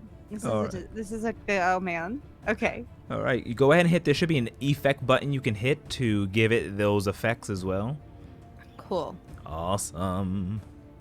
So you all see Ink go over, casting their spell of laughter as they themselves start laughing, and it catches on with the creature. That the creature falls down onto the table that it was on top of, and just begins writhing back and forth as it moves around. And yeah, has been affected by your spell. You still have your move and your bonus. What can I do as a bonus? Can I do anything fun as a bonus? I think I would know this by now.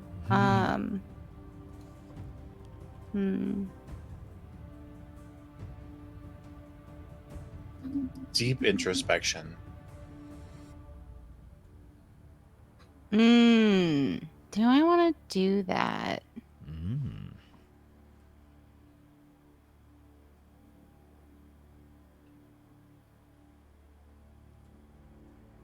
No, I'm gonna hang on to that. I am good. Alrighty. So And I'll just stay where I am. So like, imagine there's just like a stool on the ground, and like Ink has one leg up on the stool, like in like a very bard pose, just like strumming and laughing. as your music Ink is not okay. as really Ink relieves stress from everything that's happened, strumming as this echoes throughout the internal of this cathedral. Sully, slightly shaken from the tired, it is your go. Oh, I may be exhausted, but I'm gonna stab the shit out of this thing. As I lunge forward, kind of using my dexterous rogue-like skills to kind of like see that chair in front of the table, and like one foot onto the chair, another foot onto the table, lunge forward into this unknown creature with my psionic daggers that I still have like kind of twirling in between my hands and my fingers, just getting ready to get into this bad boy. Since Zendark is also 5 feet from this creature, I will be able to get sneak attack on this first one. So let me... And I believe since he's prone, you have advantage anyway. Oh, this is beautiful. So then it's just like a normal roll. Right? So I'll click advantage because I should still have the exhausted tag. But then I'll just make a regular dagger attack.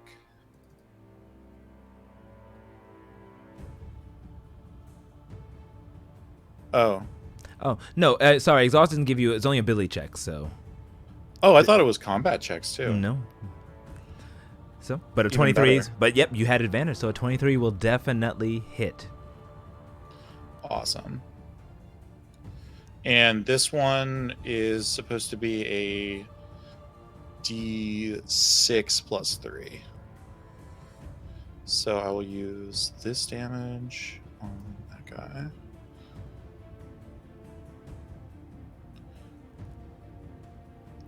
It's the same damage, DM. I'm just making it for like the flavor of the psychic Got it. dagger as part of the ability. It's not supposed to actually be the short bow. But are your daggers magical for the sense of getting through that? I guess they would be. They're psionic, right? That's What kind of pretty damage do they say they do? It says that it deals psychic damage equal to 1d6 plus the ability modifier you used for the attack roll. Got it. All right. So it would take full damage instead, because non-magically it is resistant. But I'll give it 4 more points of damage. Excellent. Awesome. And that also included that Sneak attack. sneak attack. Yes. Cool. All right. And then I'll make the second attack as well. All right. Still at advantage because this thing is prone.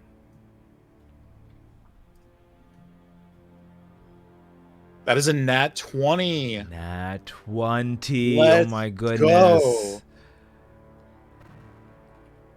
Roll that damage. Another 8 psychic damage to this thing. Nice.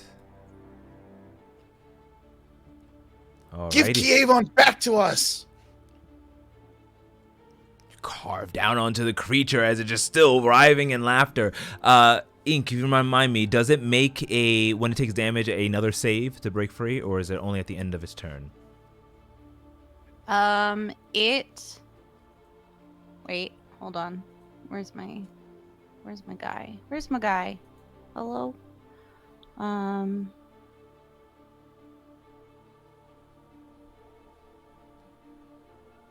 It has advantage on the saving throw if it's triggered by damage. So in its next turn, I think it'll have advantage on the wisdom save. I don't know if it happens instantaneously. It doesn't say. Yes, laughter. Yeah, so it looks like when it takes It says end damage, each time it takes damage. Yeah, so it will. Yep. So it gets Cool. it gets an advantage. Wisdom save. I'm gonna go ahead and roll that for the creature right now. ADV.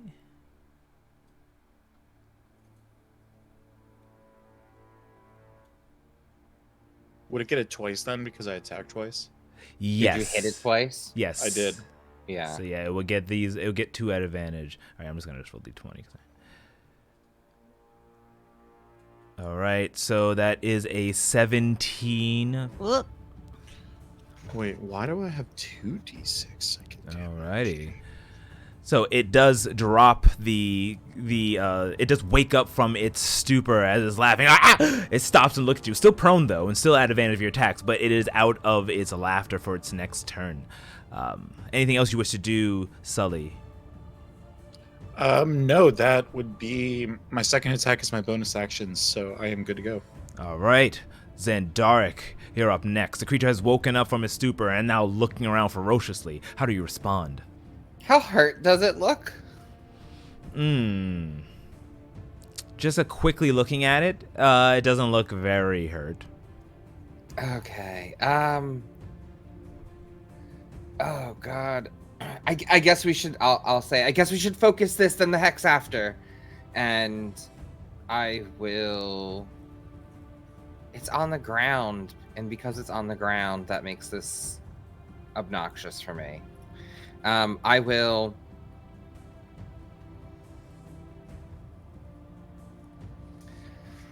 If you I worry will Misty Step. Oh, sorry. Go ahead. I'm saying if you worry about it being prone, well, depending, it's technically about 5 feet up a little bit, a few feet on the table from where you are. But if you were to get further back, then yeah, it'll be just as normal as if it was prone. Like, because if I were to do a ranged spell attack against it, prone is normally at disadvantage, even though I'm standing right next to it. Mm-hmm. Right? So I don't want that. So instead of doing that, I will 5, 10, 15. I'm going to Misty Step. Or sorry, Face Step. Nice. Sorry. I'm going to Face Step across the room. And then as I sort of land, the energy that pulsates out from my Face Step, I'm going to recapture it and pull it towards my arcane focus, and the Rubik's Cube's going to sort of turn and shift, and as I do, this rune sequence is going to appear in front of me, and I will cast Toll the Dead, or in my version, read the sequence on this creature and have it make a wisdom saving throw. That's a 10. The runes start to reverberate and then pierce into this creature, and it will do 1d12 damage because it's already damaged, plus my additional d4 studied. Oh my god, a freaking 1 on a d12. Jesus Christo. A 4 points of necrotic damage to this creature. Alrighty. So you go ahead. It doesn't hit as hard as you want, but you move that body in a way that at least that study did some damage. Move that body.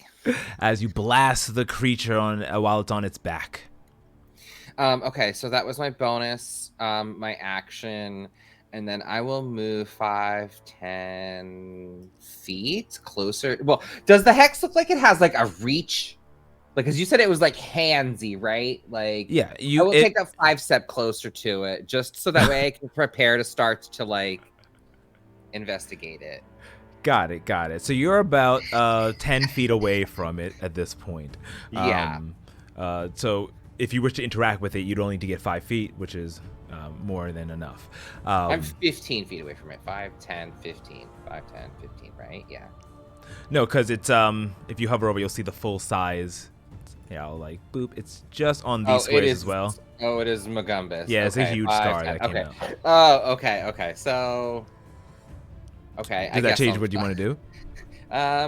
Yeah. Let me move here. I will take a step up because I want to be getting a little bit closer to it, but I don't want to get like grabbed by it. Got it. And it's more of like an amoebic-like portal to another plane. It just shimmers and just it's just sort of like undulating. Mm-hmm. Like, yeah, it's not reaching out and grabbing yet. Anyway. Anyway. You don't know what you don't have no idea what it or is. we don't know what it's gonna do. So I'm going to just sort of take a step a little bit closer, but not like get up next to it. Got it. So that's my bonus movement action, and I end my turn. all right. So a cautionary look, a step as you look at it, as now it is the Hex's turn. Oh yes, the Hex does seem to get a turn. As you look at it in dark, as you are closer, you can see electricity shocking and striking down inside of wherever it is. And you can smell the scent of fire and brimstone emanating from this strange extraplanar entity. It then pulses out lightning on 5 feet around it, so just stopping in front of you. Electricity that sparks the ground before the electric tendrils return back inside. I knew it. I'm gonna shout out, "This is pulsing!" Pulsing? Gross. Electrically. All right. Big Steve will stay safe in the back. And, Big Steve will run back here a little bit, make sure he is safe, and just kind of whimper slightly, longing for Kievon to return. I don't want to put him in danger. So that will, and he will take the dodge action. So that will end Big Steve's turn. So, as the battle here continues, and so far it seems that you all have the upper hand on this strange infernal creature. Kievon. Do we?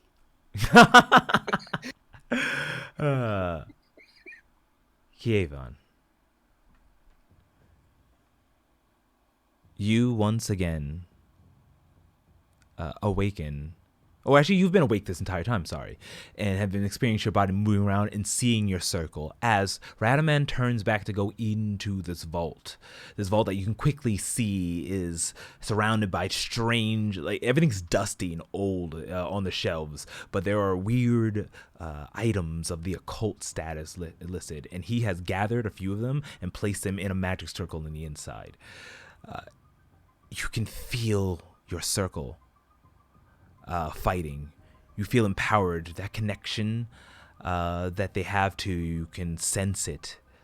As that brief moment, it gives you power to fight back. If you wish to try to regain control of your body, can you please roll me your a d20 plus your spellcasting modifier?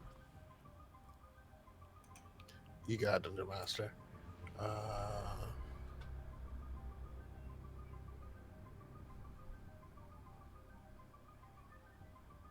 So that's just a wisdom. Yeah. plus your proficiency bonus. Oh, well. Okay. Was that adding your proficiency bonus? No, so All right. It's 2 more to that. that's 2. So that is a total of 11. 11. Very all right.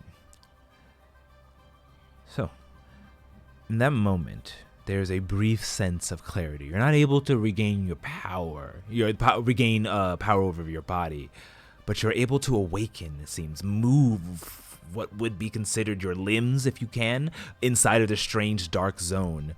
And as you do, your mind begins to stretch and the scene begins to shift and change around you.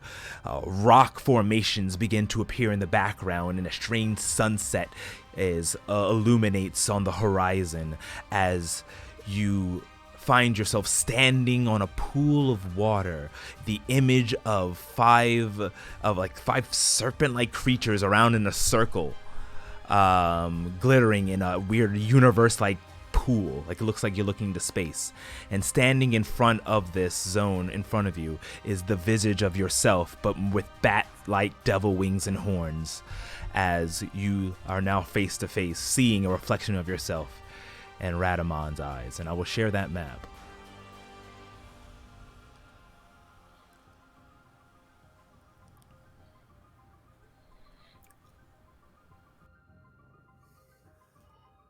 This is a sick map. Oh, it's so wiggly. So, you seem to have more power than I thought you have. To be able to summon me here.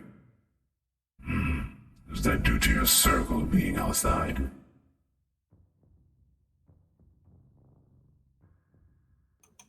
Radamon, you will release me immediately. You will stop fighting my circle, and you will submit yourself. Submit myself? You think you have even an inkling of power here? I'll show you true power. As he lashes out, he stretches out his hand as a beam of black and red energy shoots across. And can you please roll me a wisdom saving throw?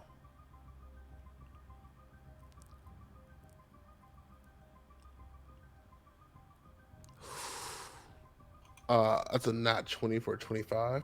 Bing, bing, bing, bing, bing, bing, 25. bing, bing. As you momentarily 25. Oof.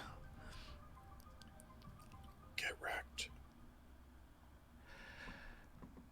Kayvon, as you take this blast, as it shoots into your chest, you can feel yourself fading away.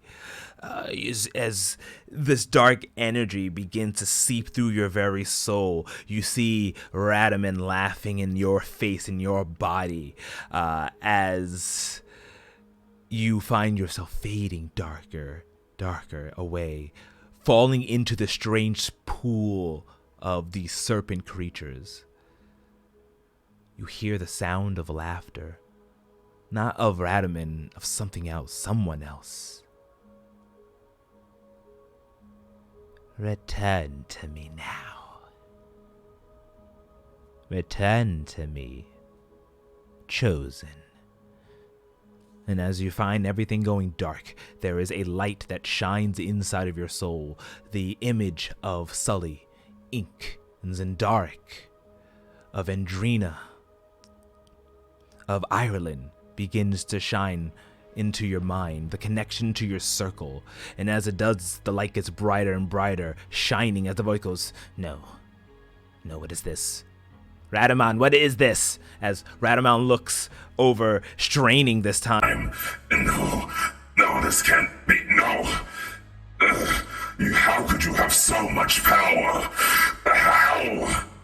As you release that internal light and break free from this zone that Radaman is holding you in, you find yourself exploding that strange starry liquid water into evaporating it with your light, as your body wake up inside of your body, and floating in front of you is a shadow of a creature, of a bat-like creature, looking tired, its head lunged over and scowling.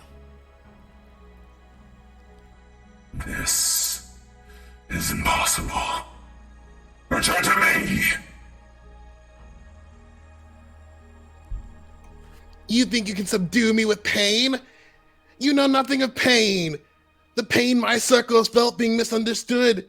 The pain of those trying to escape the shadow of others. What you have, this pain is nothing. My circle will push past this pain and become something greater. Greater than you as well. Radaman looks at you and kind of floats backwards. I don't have time for this. Fine. Help your circle. I'm sure my creature's eviscerating them. Go now, before it's too late.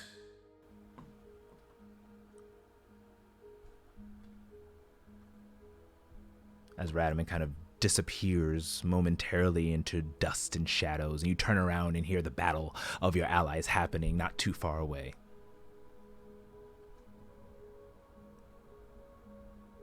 And we will close this map and bring you on to the main map, Kayvon. So I'll say you have your movement left, but those few things were your actions.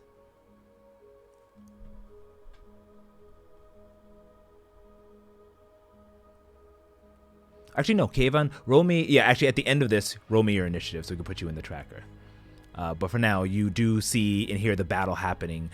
You still have your movement. You could choose to do something in here or run back out to your circle mates.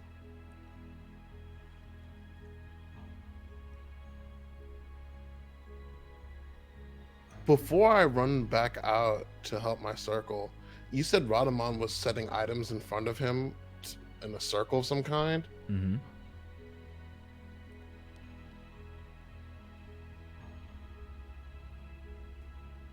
What would you like to do? Before I turn to help him, can I grab any of those items?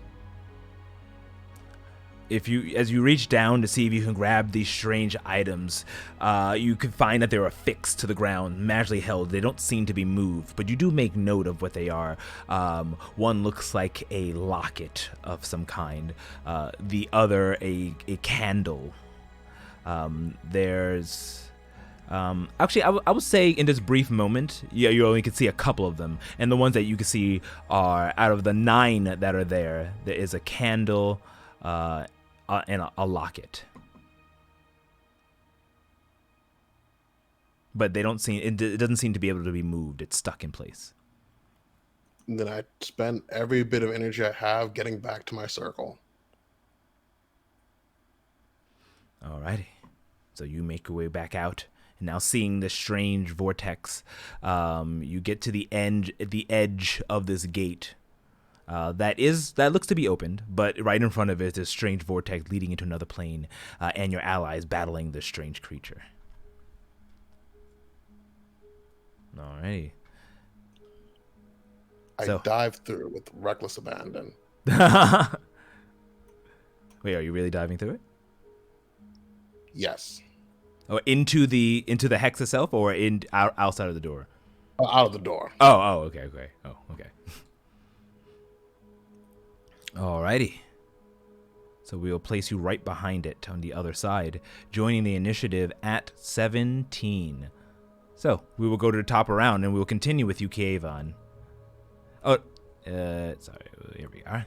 So Kayvon, now joining the battle. The rest of you now see your ally Kayvon back in the fray. He doesn't look to be devilish or in any type of. You just see what looks to be normal Kayvon as. Perking up immediately is Big Steve. As Kayvon, it is now your turn. My circle, Magoo 7. I was wrong. Radaman can't be trusted. We must fight back now for the sake of the school. We know, that's why we're here. We're quite aware. Quite aware. Welcome back, Kayla. Still laughing. What are you doing messing with that? We've got to take care of this hex. And I would like, I'd like to try to start breaking this hex that I'm right next to. Okay, then. So go ahead is an action. Go ahead and roll your hex check as you try to. Now you're now concentrating on breaking this hex.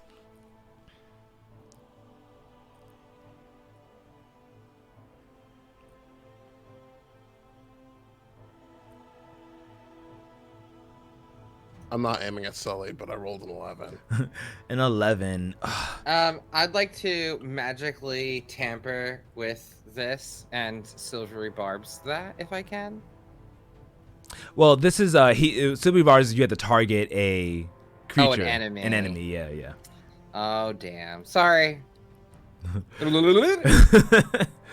So Kievon, you go ahead and concentrate and try to latch on to this strange portal, but it is strong, and you find yourself falling into the will of this this portal. But you're able to stay at least alert with your circle at your side.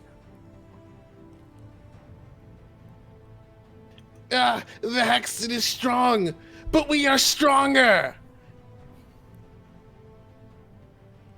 Alrighty.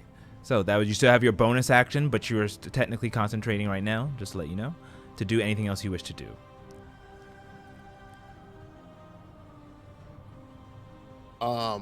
I do nothing else other than reach out my hand towards Big Steve and say, "Big Steve, my trustful steed, to me!"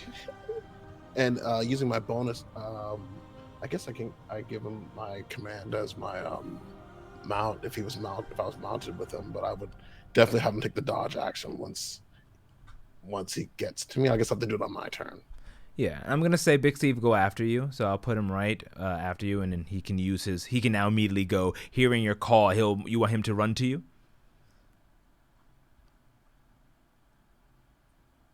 See.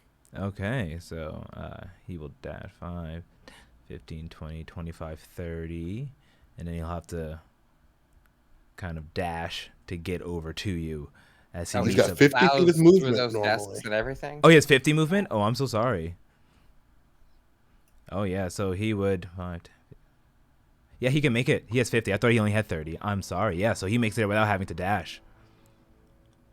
Dashing underneath the desks and all that. He's small enough where he can just kind of run underneath them and make his way, darting across, jumping on top of Kievon. Wait, no, I'm sorry. It's 40. It's 40. Oh, okay. He's a little short. So he would have to. Do you want him to dash just to meet up with you? I feel like he might. Yes, definitely. And he uses the rest of his movement to kind of jump on you and just lick you in just joy and jubilation at the return of his master. Yes, I've returned for my loyal hounds. All right. So that will end Big Steve's turn. Now, this unknown dragon creature will stop laughing and use half of his movement to stand up and will instead lunge at Ink. It knows you attacked you. So, actually, no. Sully, you heard it a lot. So it's going to go ahead and attack. And it's going to choose to be reckless. So as it does so. So as it is reckless, all attacks is at advantage. But all attacks you do to it will also be at advantage. And all the bonuses you get Double at advantage. As it will go ahead and make its first claw attack.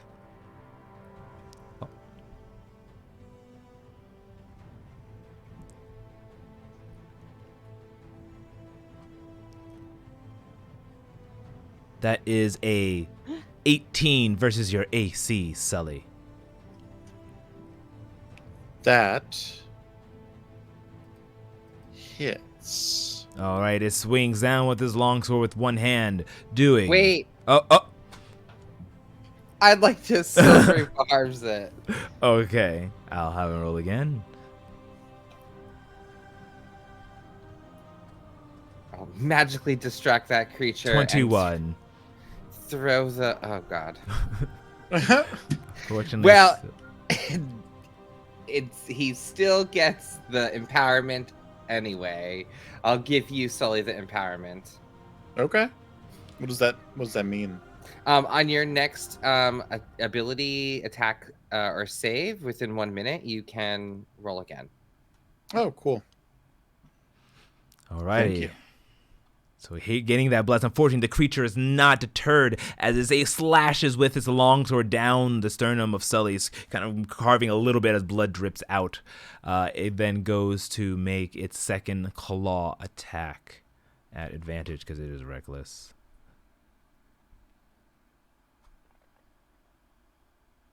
That is a 19 versus your AC.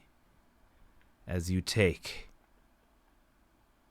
13 points of damage. Oh, baby. Is that so? The creature caws out as it slashes down with sword and claws alike, scratching against as blood begins to protrude out of the wounds that it creates on you, Sully. And with that, it'll end its turn. Ink, Oh, you're up.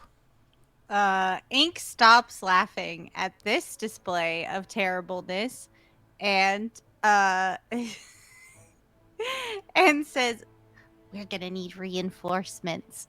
And they reach into their tan bag of tricks and produce a tiny little puffball that they are going to toss just behind the unknown creature. And I need a D8. And that puffball, when it lands, is going to turn into a giant hyena. A giant hyena. Alrighty. And this giant hyena, I believe, follows your commands and everything. Yeah. It Okay. it is. Oh, let me go grab a giant hyena. Yeah.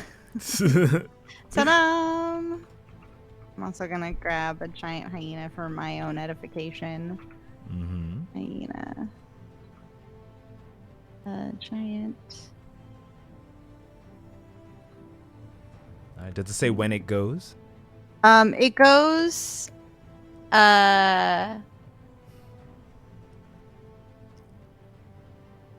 It goes after me, and it goes as a bonus action. Got it. Okay, so I'll Cool, place it so right after you. This giant hyena appears from this fuzzball, and it goes, "Sick 'em, buddy." Keeps laughing. Alrighty. It's broken on the inside. Oh no. It's fine. They're doing great. All right, so you Oh, go ahead boy. and pop Yeah. out Pokeball of the Giant giant hyena hyena. as it. Right? We're all laughing. The hyena, me, laughing. Just a bunch of laughing echoing throughout this internal chamber of a cathedral. So that was your action. You said a bonus action. You can. What would you like it to do? You should be able to hit. Attack the guy. Got it. Attack the unknown creature. Okay, so it and it can easily yeah. do so at advantage because it was The reckless. bite. All right, I'll go ahead and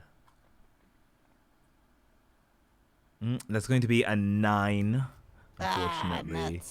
Nuts. As it goes in and makes a bite, unfortunately, the other creature bats it away with its sword slightly as the hyena recoils slightly. That's fine. We can try again next time, buddy. We'll get him. The hyena laughs back. Madness. Alrighty. And you're gonna stay there?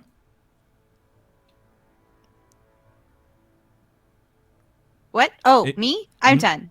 Thank Okay. you. No That's it for problem. me. That was my Alright. action and my bonus action. So the hyena goes, and does the hyena just do normal attacks on his turn? Just make sure. I think the creature is friendly to you. Use bonus action to command how the creature moves and what action to take on its turn. Oh, take on its next turn. So I commanded it to do an attack as Which it my just bonus did. action, which it did, and that's its action. Got it. Alrighty. So it's done. It missed. It's fine. I still love it. My giant hyena. Perfect. My sweet baby. Sully, this hyena has just Alright. appeared next to you, but you have been damaged greatly by this creature. What do you do? I mean, this unknown creature, it doesn't look like crazy damaged yet, right? Like, No, it does not. Okay, that's good. I'm fine, I'm sure. I think this turn, though, I'm going to use my bonus action to first cast Hunter's Mark on this unknown creature. Mm-hmm. So that way I can keep the damage train rolling. So using that and knowing I just have my one attack with my psionic dagger, I'm going to make sure that while it's looking at this giant hyena trying to figure out what its next move is going to be, I try to slice and stab, sneaking in with my attack, giving Alright. myself sneak attack as well. Awesome. Go ahead and roll at advantage.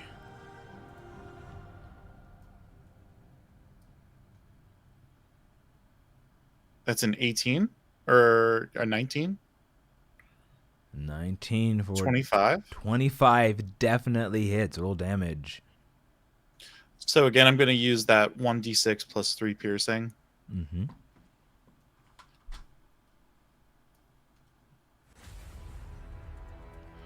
Dealing 13 psychic damage. All right. I'll give it the extra, the full damage. Awesome. And I'm not really doing so hot, but I also, don't have any like potions or anything. So I think that's all I'm going to be able to really do. Alrighty. So, Sully, you go ahead and make strikes against the creature. As it claws back in pain, you're able to do a large amount of damage, but the creature still looks awake, still looks alert, and ready to strike. As Zendark, you're up next.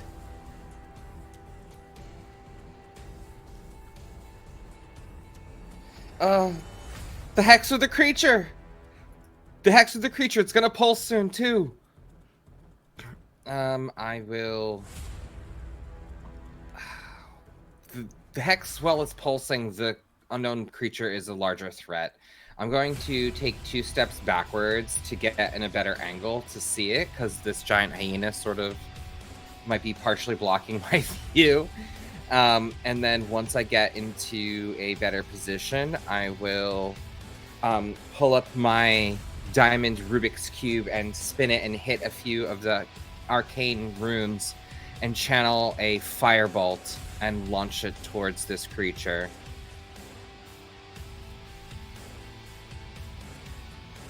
$17. 17 hits, roll damage. Oh, is that advantage? Because it's reckless as well. So, one more Let me time. roll one more to see if I get a Nat nat 20. No. No. Okay. 11 points of fire damage. As you go ahead and blast it, the creature from the 9 hells seems to absorb the fire. As it looks back and like it seems to be pleased by the heat. Oh god. Oh god. Don't hit it with fire! That was stupid! That was a mistake! Don't hit it with fire! Don't lose focus or heart now, Zen. Okay, so that's not great. I will. Oh no! Take 2 more steps closer, towards like the hex around, and then I will end my turn. All right. The hex will once again begin to pulsate with electricity as everyone within 5 feet, which includes Big Steve, needs to. Can you please make me dexterity saving throws?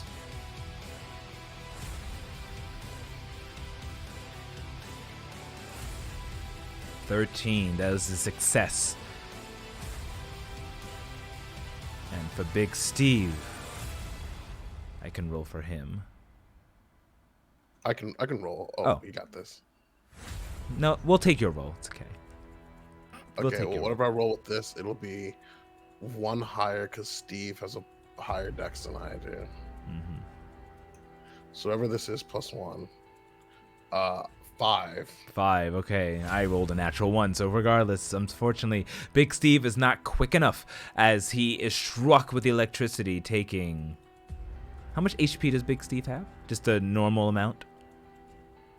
I don't know if you gave him any bonuses. Normal or not. 5 hit points. All right. Well, this is 1d6 damage. 1 point of damage to Big Steve as you are hit with a lightning tendril. He jumps back. Oh man, it's sad it happened, but happy it happened that way. And he has 5 temporary hit points, so he did not take any damage himself. Whew. All right. Oh yeah. Huh. That ends the Hex's turn. It seems to be growing in power. As top of the round.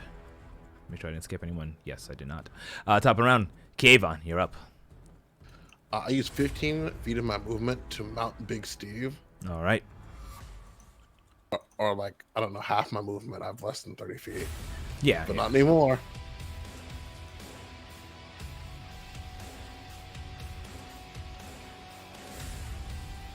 All right.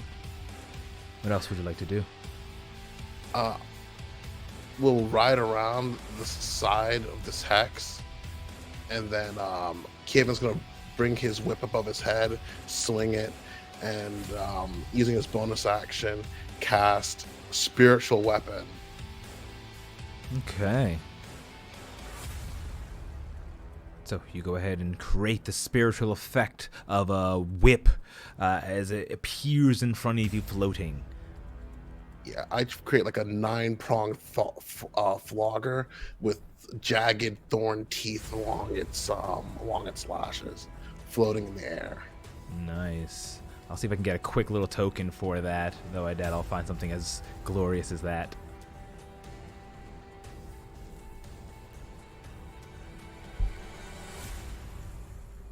But anything else you wish to do? That was my bonus action, and with my action, I would like to continue trying to break this hex. Okay. We'll use this flying sword as your whip for now. Is there any particular place you wanted the whip to be? Yes, directly over next to. It's got a range of 60 feet, so I put it on the opposite side of where Sully is. But I don't know if I think it grants advantage. It cannot, but it can make an attack with the bonus action. You summon it and attack. And I would do. Alrighty. And it rolls its attack. I should target the creature. And not target Sully.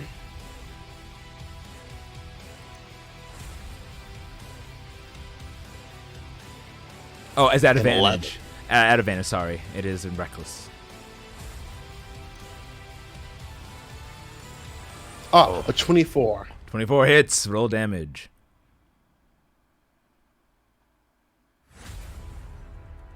Oh.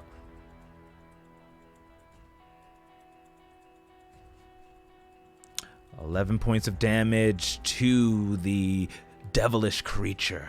As a slam whips across the back of it. You see the creature recoil. Alrighty. And you said with your action you wish to continue with the hex break? Yep. I want to Alright. continue attempting to break this hex. I need another hex breaking check, please. Oh, wait, let me untarget this guy.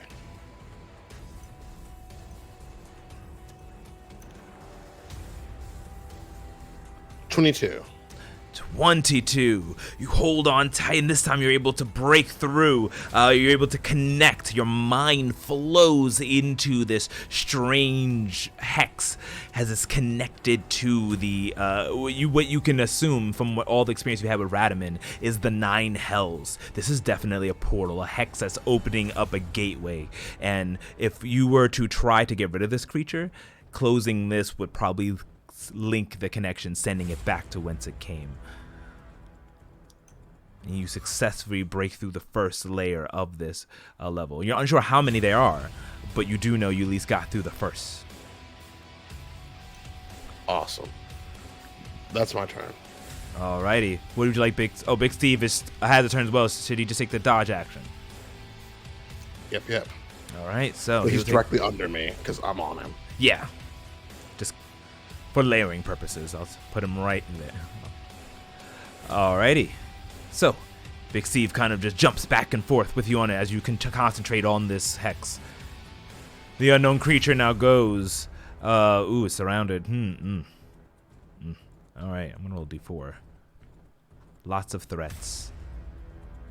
A 3. It'll turn over at the giant hyena that was attacking it, and like a feral instinct scream at it as they both go into like this animal-like state, as it will go ahead, still recklessly, attack the giant hyena.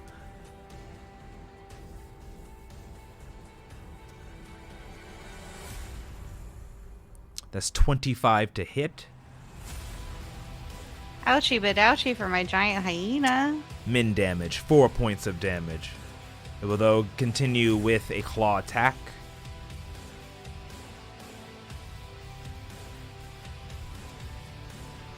I'd rather it be the hyena than me, though, to be honest. Same. Big save, big save. 23, which hits. Doing 8 points of damage. As it screeches out, the hyena screams in pain after being struck by the draconic creature. And it remaining there because it doesn't wish to move. Yeah, it doesn't move. It also has more hit points than all of us, I think. So it's probably good that the giant hyena is taking this. Ink, it is your go. Huzzah! Okay, here's what's gonna happen. Link is going to continue laughing and strumming. The laughter becoming just discordant almost like a melodic sort of situation. Hello, my cat has arrived once again. And Ink is going to cast Dissonant Whispers on the unknown creature. So I'm gonna do that. Awesome. Hi, baby. My kitty's here. Hello? Hello? Hello? Combat tracker, do this for me. Oh, nope. Well, I'm so good at this. And by I'm so good at this, I mean, what am I doing all of the It's time? quite alright. Oh my gosh. We just hit it all of the time. Cast it at the unknown creature, please. Thank you. Okay, right. You drag it. I'm doing great. Perfect. It rolled a natural 20 for 21, which succeeds. But cool. That stinks. Hi, cat. Hello. Yeah, I don't have any inspiration or anything. There's nothing I can do. So that just doesn't hit. And Ink's No. just like still laughing. And it's just like, get him, hyena! You still roll damage though, so it succeeds. It just doesn't run away. It'll take half damage. Oh, hell yeah. Oh, hell yeah. Oh, boy. I know how to play Dungeons and Dragons. I remember how this works. All right, taking 7 points of damage. Yeah, take 7 points of damage, you weirdo. Oh, half to 3. Half to 3, yeah. So it takes 3 points of psychic damage from that. And that's gonna be Ink's turn. All right. So Ink. Oh, you still have your bonus action if you wish to command the giant hyena. No, I still wanted to keep attacking the guy, and it'll do that because that was its last command. So Perfect. Alrighty then. get him, go get him, hyena. So the hyena, and I'm gonna say the hyena has it. Oh, yeah, it doesn't have it. Always, everyone has advantage technically. It will go ahead and attack at advantage. Ooh, hitting with a 21, Hell yeah, hyena. doing some nice damage. 10 points of damage. The creature's looking kind of rough. Giant hyena for the win. Alrighty. So one thing I completely forgot to do, but I will do now. When this creature is attacked, it gets a chance to make an attack back in response to a random creature 5 feet in front of it. Alrighty, so there's 1, 2, 3 creatures. I'm gonna roll a d4. A 1. Okay. Just so you know, there's 3 creatures and a sword. And the sword, yeah. An untargetable sword. And I would say, so a 1. So Ink, it thrashes it. around and will make a bite attack against you. I hate it. Oh, it's at advantage, so we gotta roll one more time. Okay. That is going to be a 22 to hit. Oof. Owie. And this bite, as it chomps onto your arm, has an icy chill to it. No. No. Doing 11 points of damage as the cold rime goes up your arm and you feel a shiver, especially a creature from the Nine Hells with cold. But yes, that seems to be the element of this. Oh, no. And you have dropped with a 9 your concentration on Hideous Laughter, which already expired. So yeah, so yeah. I wasn't even concentrating on that anyway. Alrighty, now it is Sully's turn. All right, you wretched thing. Get out of here! Send you back to the Nine Hells where you belong. As I go in with my my hunter's mark and a sneak attack with my psychic blade.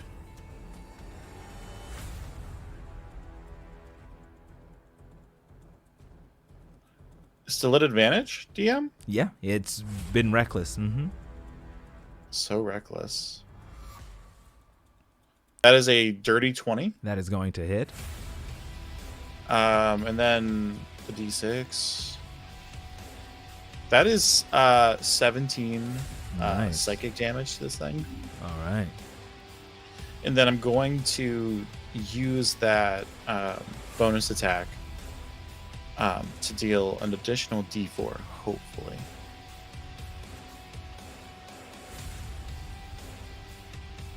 Awesome. 16 hits. I think I have to put the Hunter's Mark effect back on again. Mm-hmm. Yeah. And then I'll do some more damage. Oh, max damage. Wow. 12 psychic damage to this thing. Perfect. You guys doing so good. Right. Got it. Alrighty.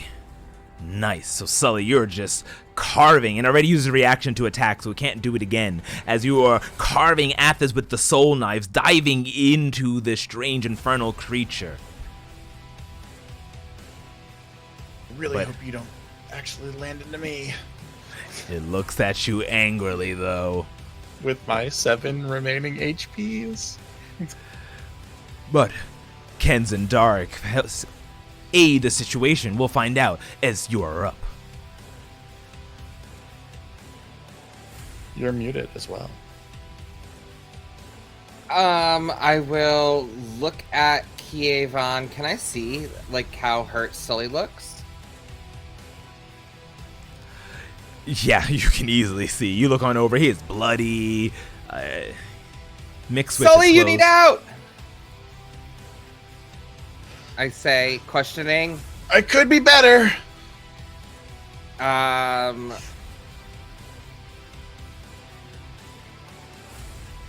Oh.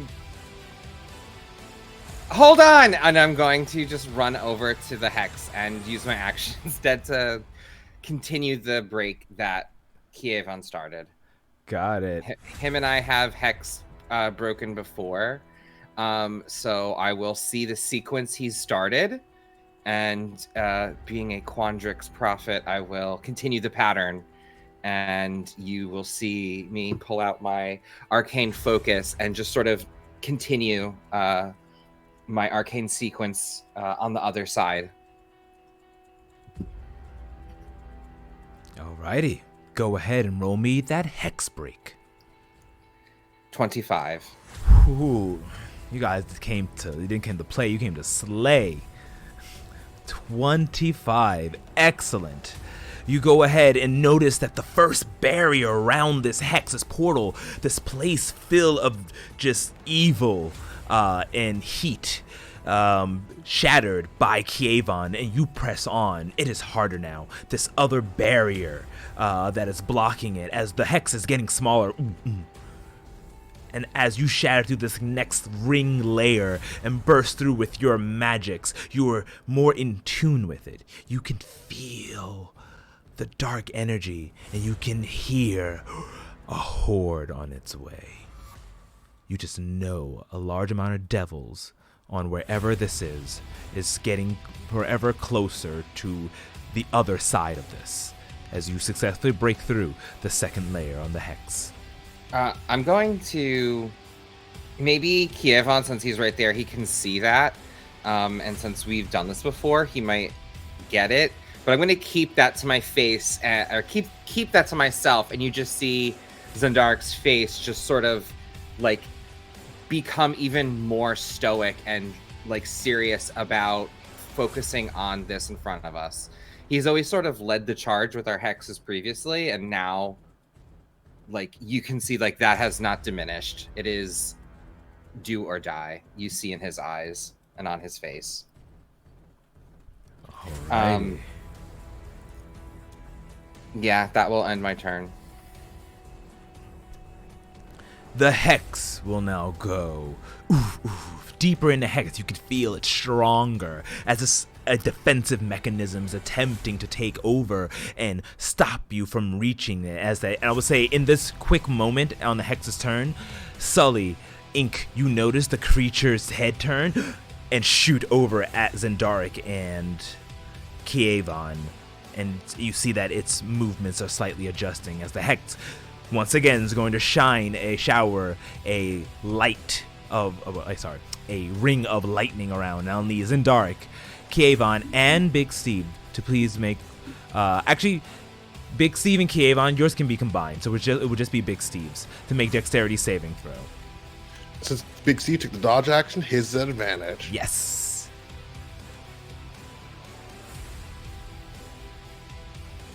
$13. 13. It's a failure. Ooh, a 19. That's a success. Big Steve is jumping left and right, dodging the lightning tendrils as they shoot out of this vortex. But unfortunately, Zendarik, you are unable to. You are struck with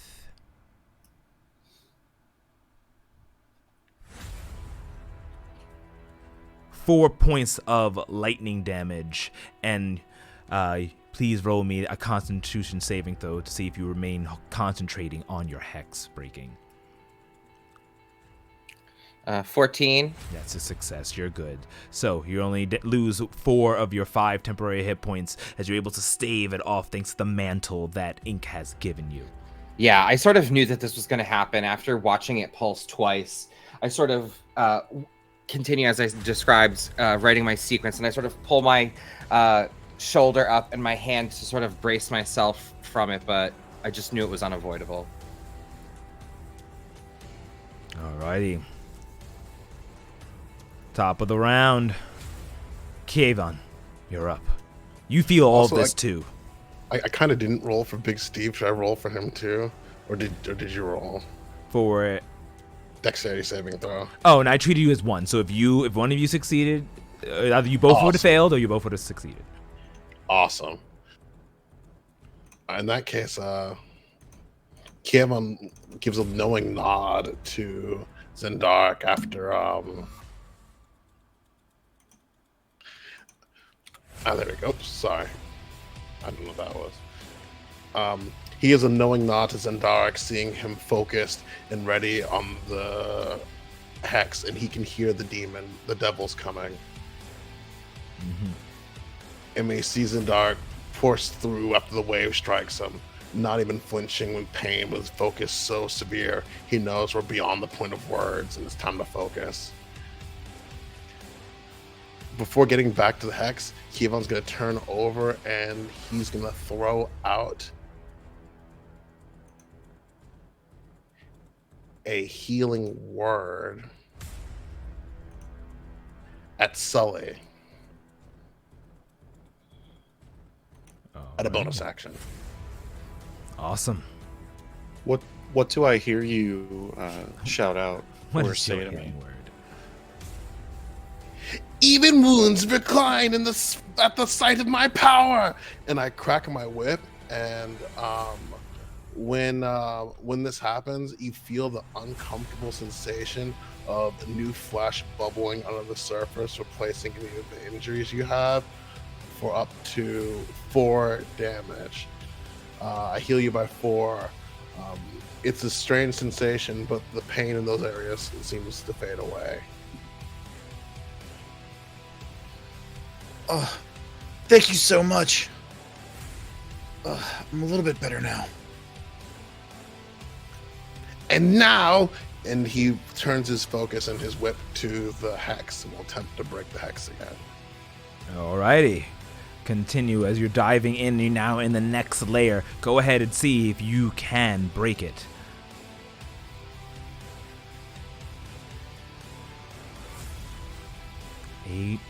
I got 18, but I didn't mean to hit Sully. Oh, that's fine. 18. Fantastic.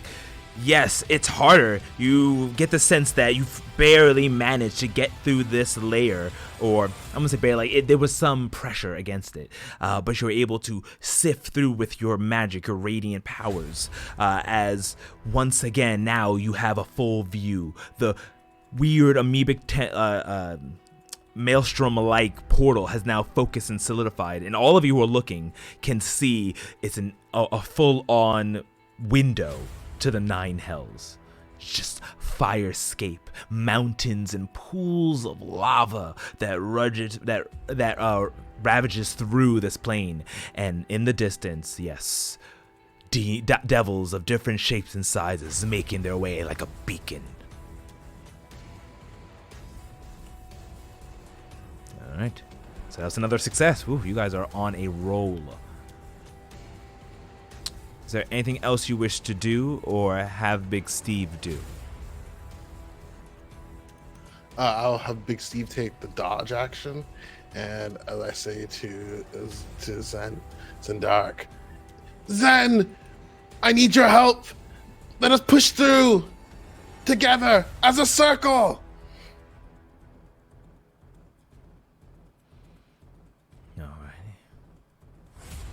So, with Big T taking the dog's action, we now go to this unknown dragon creature who gets its reaction back and so recklessly will... You know what?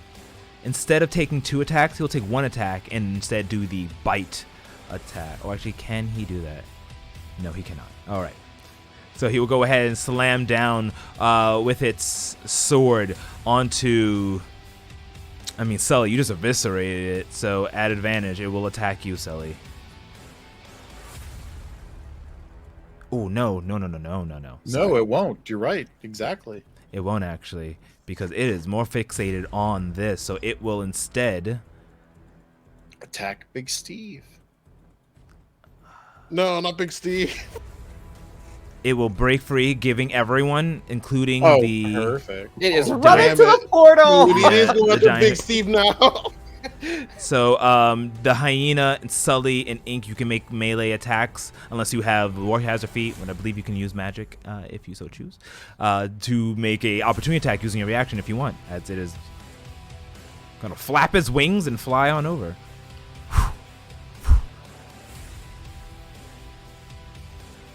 Landing next to Zendark. Oh no. Mm-mm. Wait, does that mean I can like throw a dagger at it while it's flying? Well, it's you have to make a melee attack if you're Oh.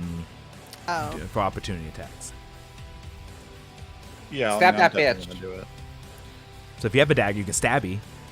Yeah, is I'll that- try and like give it like a stabby stab. All right, hit, and it's at advantage because it is reckless still.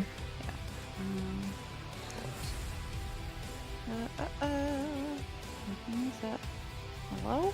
16 Why definitely does it hits. tap? Okay, cool. With my dagger to the unknown creature. You Yeah, get one no. more attack. No, you get one more attack. Oh, Add it. cool. Oh, one more chance is at advantage. Wait. This. The unknown creature. That's full damage, by the way. Yeah, I'm applying that. Nope. Oh, poor Ink. Oh, It went bad. It's kind of, Ink kind of like tries to stab the dagger and just ends up dropping it while laughing. Still, it's hysterical. My poor friend. all right. So, and the giant hyena will get its attacks as well. Mm-hmm. Because why not? It gets it at advantage. Yes, that's applied. 22, which hits. Yeah, good job. All right, but it does resist because it's not magical, as it bites as well. So the creature takes scrapes and bruises from Sully and the giant hyena as it lands in front of Zendark. This medium creature. Well, it's a medium-sized creature. This creature, though, but it's on the heavier side, the bigger, like about 7 feet. Looks down at you, Zendark, as it goes to claw with you, as it will do to stop you breaking this hex.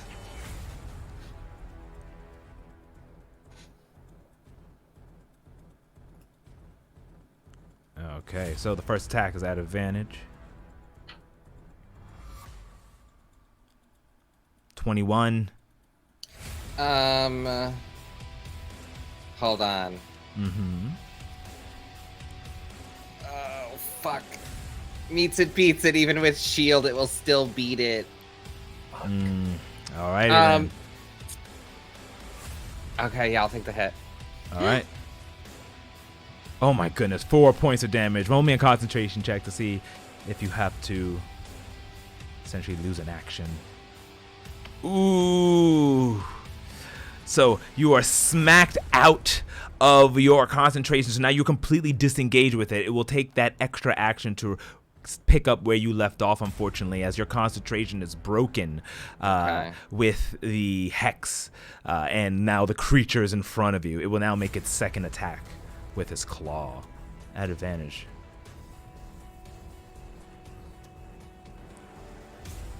A 13. It as it knocked me out, you see me sort of come back, and now I'm focusing on it, and it comes for its attack, and I'll pull my hand up, and the arcane rune sequence of my mage armor will reactivate as it deflects its strike. Alrighty.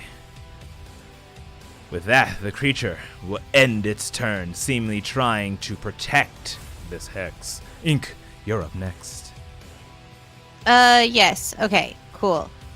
Ink is going to look at Sully and go, "You're looking a little bad, my friend." Sort of like sighing and like letting a laugh out, just like as it's ending. And Ink is gonna cast Cure Wounds on Nice. Sully. Try to drag it. Yeah, Take I've been that, better. Sully. Ink. Thank you, though. I'm sorry, that's all I got. 3 points of healing for you, my friend. Hey, it's more than I had before. I Yeah. appreciate it. Every little bit, right?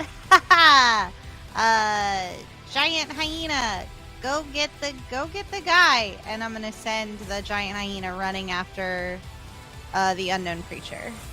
Okay. The giant hyena runs across getting into flanking position as it gets behind the unknown creature.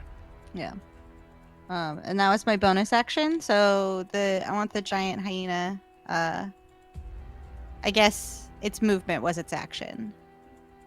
Yes, you told it to move with. Yeah, so it moved. And so, okay, cool. That's me and the hyena. Alrighty. Oops, my bad. Up next is Sully Oberto. The creature was looking weak and is surrounded, though you are damaged as well. You see that the hex is sparking out, but what do you wish to do?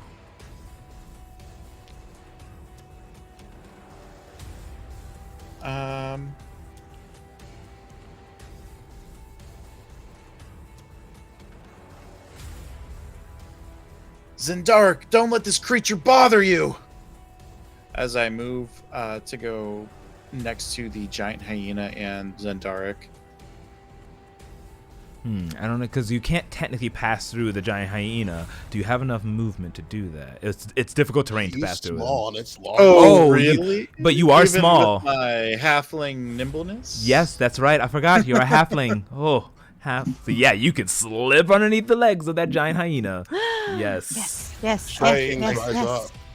I slide underneath the legs of the hyena, kind of flipping up on my back as like one of the cool kids does, and take my psychic blade, and with sneak attack and with the psionics, I'm going to stab this thing with my hunter's mark and daggers. You know, all the effects.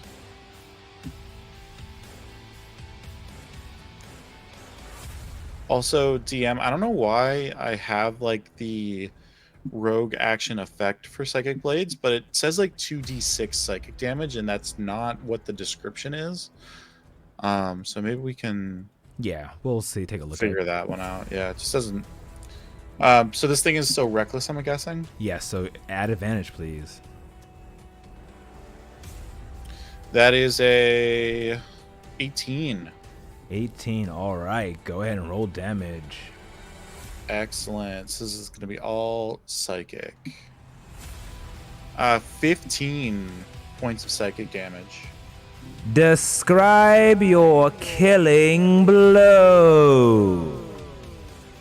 So as I was like kind of sliding underneath the hyena, I flip up, and on the approach, I kind of take the psychic dagger, holding it blade out, and bring it up, slicing up into the jugular of this creature, slashing it as it crumples to the ground, spraying blood across the group of us.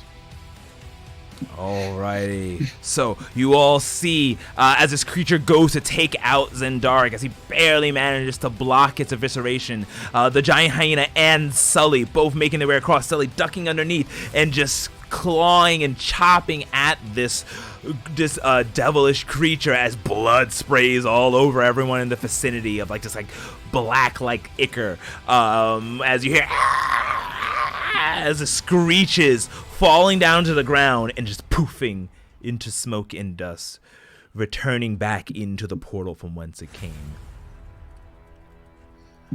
And Now you have nothing to worry about, Zendark. we are out of combat. Oh, perfect. Now we can just like focus on doing the hex break. Seems like it, yes. You see, after you stab the creature and it falls to the ground, like I was preparing to cast a spell, but now that it's been thwarted, I like reach up to the sequence that I was writing and just sort of cross it out and say, now I have to rewrite this line again, and start etching the next sequence, and I'll begin hex breaking again. Okay. Kievan, are you still in the midst of hex breaking? Absolutely. All right. Ink, are you doing anything particular? Yeah, Ink's gonna come up to the hex and start hex breaking it as well. Okay, so all the hex breakers, please roll your hex breaking check. I would like to also walk up and then like reach out my hands. Is it like a thing where we can all hold hands as friends in hex break, or like Yeah. Create or a is it, like, circle we have to around be, it? like, writing? Yeah, like ish. Yeah, Kind of ish. Yeah, we'll say you can hold hands. You probably won't be able to completely get around it. So instead you Can we hold just hands. encircle it? Yes, you can encircle it. Encircle it. Yeah. Yeah. I will point out sequences that are breaking for Sully shit. and Ink to jump in. Start here. This is a weakness. And try and facilitate us catching up and breaking these barriers. I guess not. We're hex breaking it, but I would assume that this one is more of us like sealing this window. Yes. Okay. All right. Take that, Sully. Can I? So Zendarik, your final hex break number. Oh, sorry, I forgot to roll. 16. 16 and Ink. For some reason, it rolled me on advantage. I don't think that was correct, but should I roll again for fairness? But I got a natural 20. What was the other number? What was the other number? 17. Oh no, it was 17 with an unnatural 20. Oh. I don't know what the Oh. other number was. The other was a natural 20. Oh, for one was a natural 23. 20, the other one was a 17. No, so we'll keep it. We'll keep it. It wants to go good. This Yes. hex break for me. Yes. I got an Like 11. laughing. an 11 and Kievon. A 17. Wow. Okay.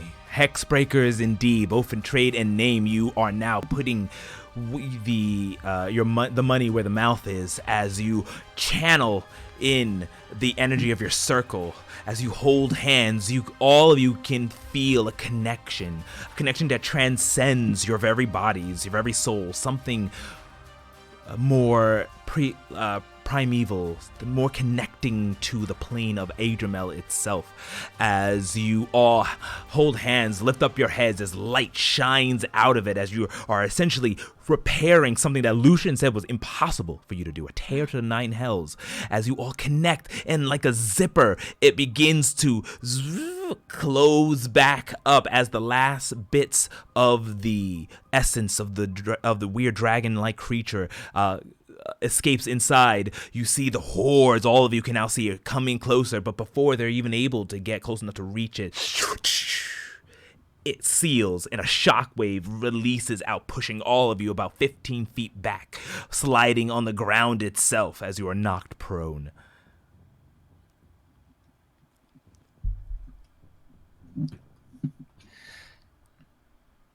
Kevin, are you back? What happened? Are you? Scramble to our feet. Mm-hmm.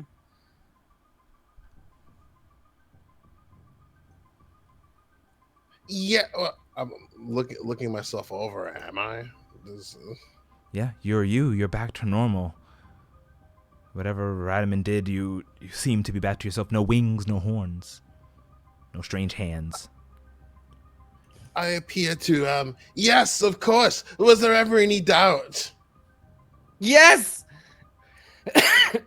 Yes, There was you fool! Extreme amounts of doubt. Everyone, I'm.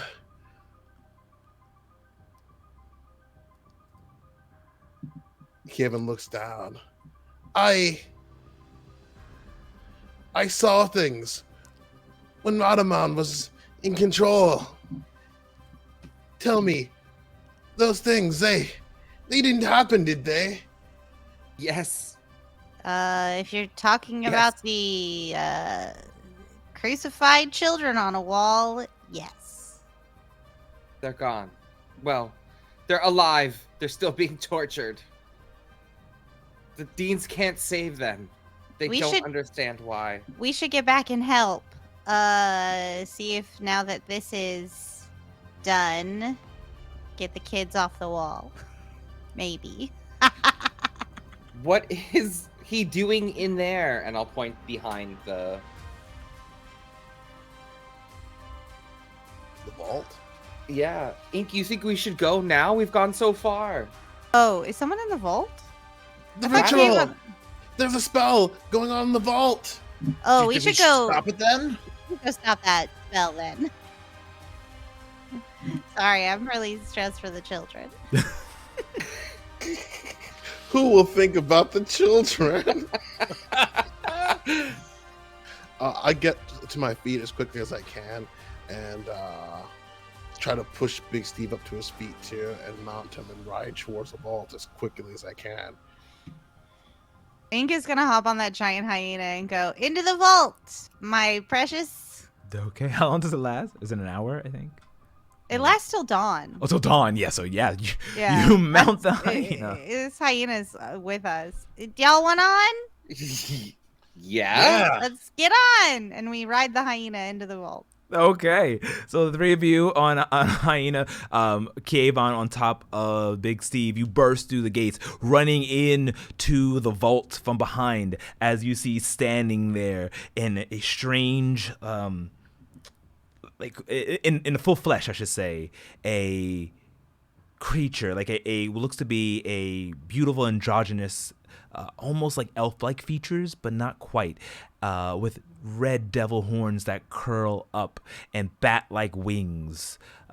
They look beautiful. Their skin. Did they look familiar? No. Do they look familiar to like Seraphim? Is what I mean. There is Like similar. A similarity, I meant. a Yeah. porcelain-like similarity to this creature as Seraphim. I would say it's a fair assessment. As you enter in there and they turn around.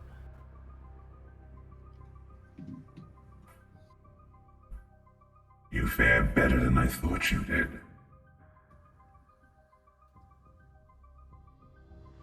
What are you doing? We have got our friend, and we are going to stop you. Usurper. Stop me. Surely you jest. This is no joke, creature. We stand here as judge for all Greymore. Oh. I have already completed what I needed to do. And you, my chosen, are returning to the Nine Hells. For my master awaits you. And as they do that, Radaman spreads their arm apart, and each and every single one of you find yourselves frozen in place. This power is so great that it exceeds anything you will even be able to stop, as you're just kind of stuck once again, held up. Radaman turns around, and with a dagger, one of the items, 9 items that have been sprawled on the ground, lifts it up from lifts it up and begins cutting away and carving yet another scar-looking portal. But this instantly opens up to a beautiful vortex, leading to a familiar red-hot plane. As as they turn to you. But as a parting gift, I shall take your eternal souls and bring it as an offering.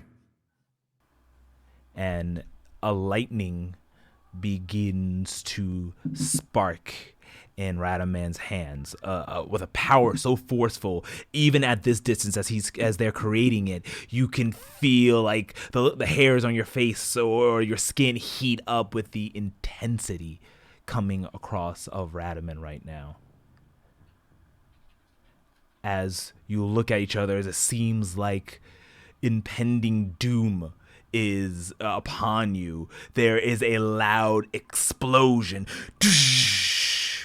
like a bullet flying through. You see an avian-like creature, its wings tucked next to it as it dives through, landing like a missile in between, tackling Radaman as they are flung into the back of the wall of this vault, all the things on the shelves falling down, as the beautiful crystal winged Seraphim appears. Go now. I will take things from here.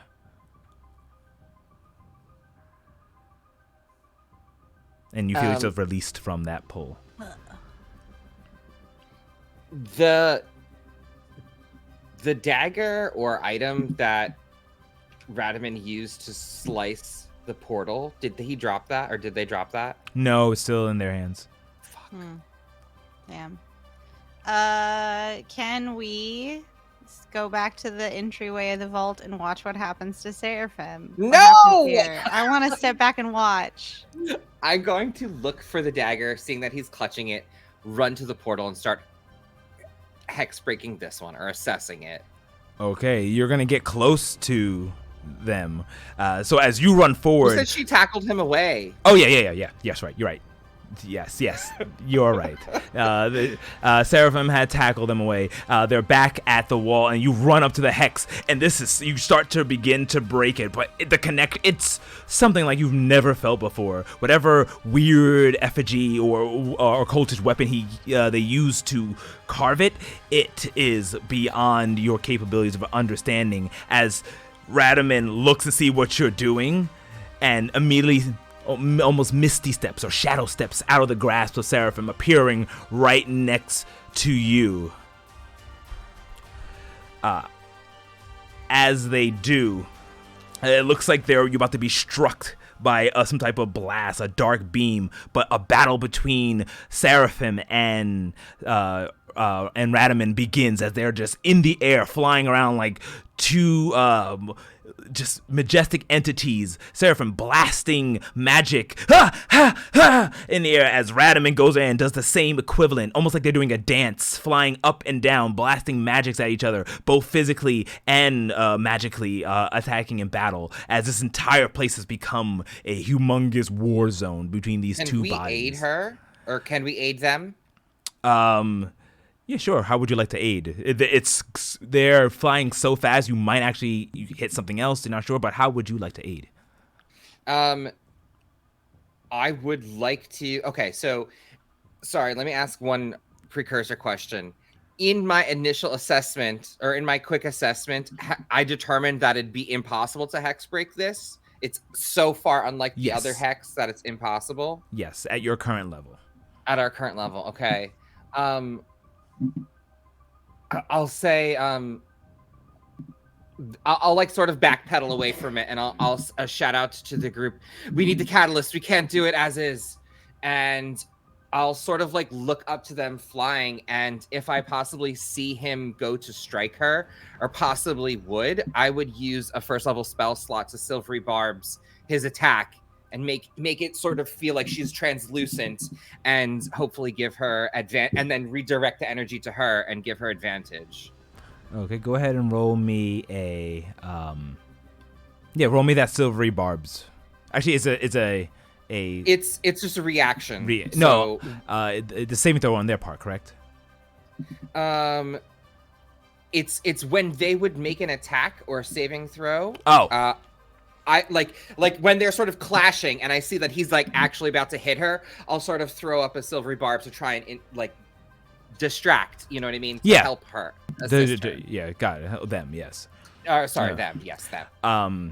So yes. So as this is going on, you go ahead and try your best to catch, to give Seraphim the upper hand, and in a brief moment, when Radaman is distracted, you're able to strike Radaman in the mind, who they tumble down a little bit, and as they do, Seraphim takes this as an advantageous attack and brings their hands together to their chests, and a white holy beam of energy begins to form around their chest and shoot a beam of light over at Radaman, who takes the hit and begins screaming in pain at this magical attack.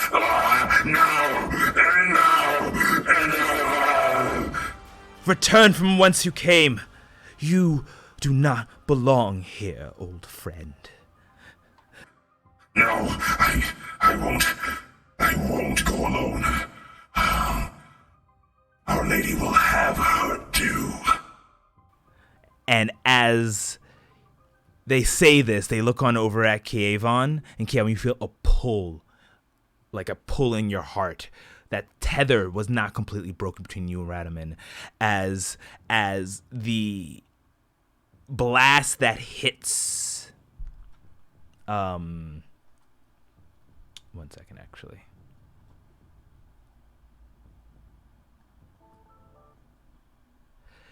as the blast that hits you, in that moment where Radaman's pulling back, you feel yourself just go cold for a moment. As when Radaman gets hit, they use that momentum and like are pushed back towards the portal, the scar, screaming as they are like just as they get pulled through. And then at this moment is when they lock eyes with you, Kievan, and pull you too. And in a moment too brief for you to react, any of you to react, you just see Kievan look at you, get pulled back, and get sucked into the portal with Radaman as it is shielded shut from the holy energy of Seraphim, who immediately goes, "No! No!" And just all this is happening at once. Seraphim instinctively just shoots themselves, flying in that speed, that missile-like speed, and right before the portal completely closes, Seraphim, no! Gets sucked in, leaving just the three of you inside there alone as that weird vortex portal that was carved disappears, and the dagger that Radaman was holding falls to the ground.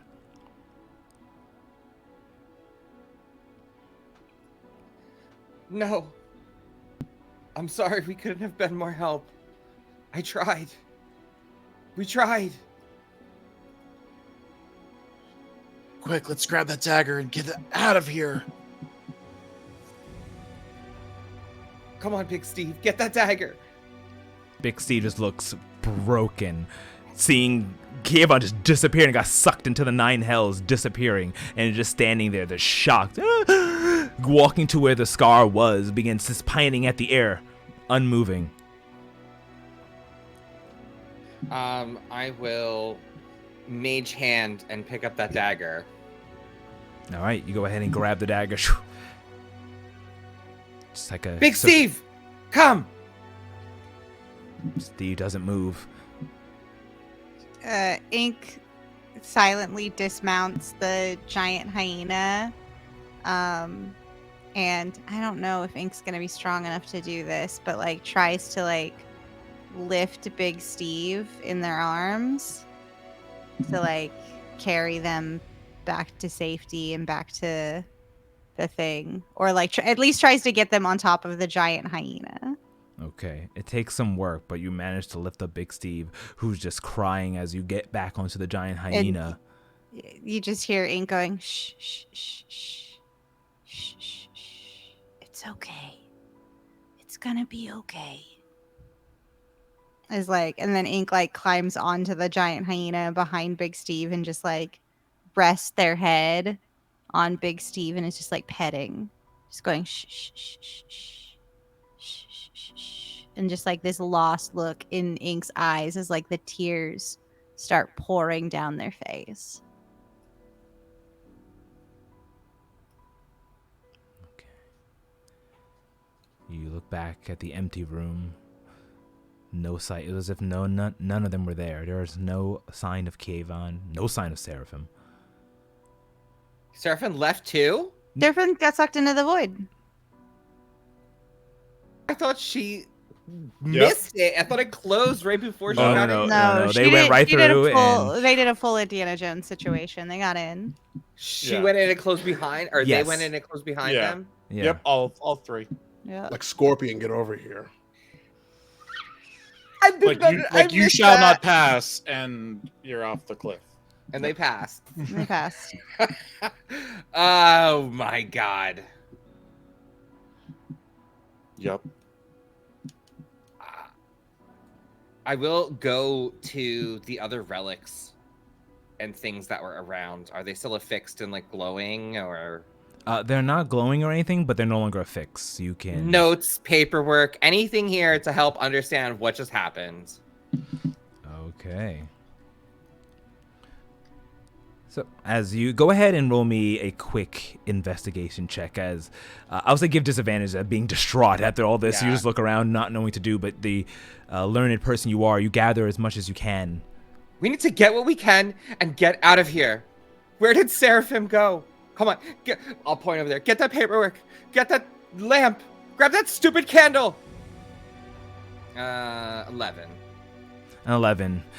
You're able to grab all the 9 items that were on this magical circle, whatever it was. You were able to get all of it. And in a I would just say more comfortable setting, you could probably dive in and find out what they each are. But you do gather all 9 of these, including the dirk. I have a bag of Radaman holding, had. so I just sort of like give it to me. Come on, we need to go, and just grab it, throw it in, and we'll assess it later. Alrighty. Is there anything else you wish to do, or do you proceed to leave the cathedral? I would like to kind of be ahead of the two of them. Maybe not like off screen ahead of them, but like at least like 30, 40 feet. Just like trying to be extra sneaky and like looking for any of those other devilish sounds we heard earlier. Just kind of like checking the hallways. Sure. Roll me a quick perception check. Okay. Like I know that we're all doing this, and disadvantage, right? Yep. That's a natural 1 for a total of 3. 3. I mean, everything looks normal, other than the battle scars that you've, and the damage that you did from the battle. You don't see anything, smell anything. Ugh. I'm just so exhausted. We need to get out of here. Collect everything that we can report, and let's leave. There's a reason we shouldn't be here. Don't you start. Okay.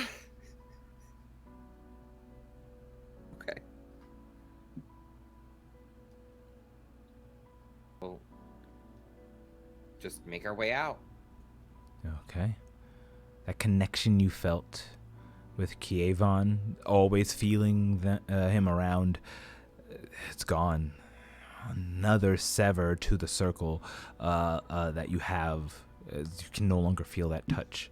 On top of the giant hyena, you make your way out through the large doors as you see apparating in smoke, mist, and shadow are 3 of the deans, specifically the 3 that you are aware. Well, 2 that you're aware of, 1 that you're not.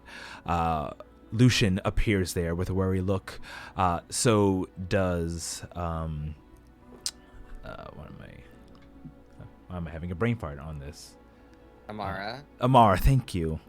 I was like, Amira. No, that's not it. Yes. So does Amara, the Dean Master, as well as another gentleman, garbed in like a wizard cloak, a half-orc gentleman, who are immediately run up to you. Lucian goes, what happened? Where's Kievan? Seraphim? They're gone. What do you mean they're gone? They got sucked into a portal with Radaman. Radaman's last words. Our Lady will have her due. What? No. Oh no! As Amar walks up, this can't be. Ink, is this true? Ink is sobbing in the little folds of Big Steve, just like unlistening, just gone. I will say, it is seeing Ink unresponsive. We've lost Kievan. We found him, and then lost him just as quick. And I'll start to pull out some of the artifacts.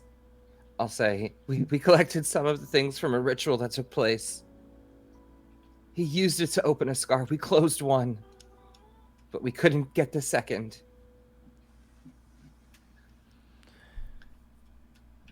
And I'll mutter a little bit more of in detail for them, exactly what we encountered. The fiendish creature we fought, the first hex we broke, and then explain the battle. Okay. They quickly take that information in as Amara turns over to the half-orc wizard wearing what seems like fine square glasses. Nicolo. It was what we feared. Blood magic. Please. Yes. This is exactly what I thought it was. Fine. Let me go into the place. Maybe I can reopen it or do something else. I will make sure I'll get our headmistress back and our student. As he runs in. I'm gonna like put my hand up and be like, no, you mustn't.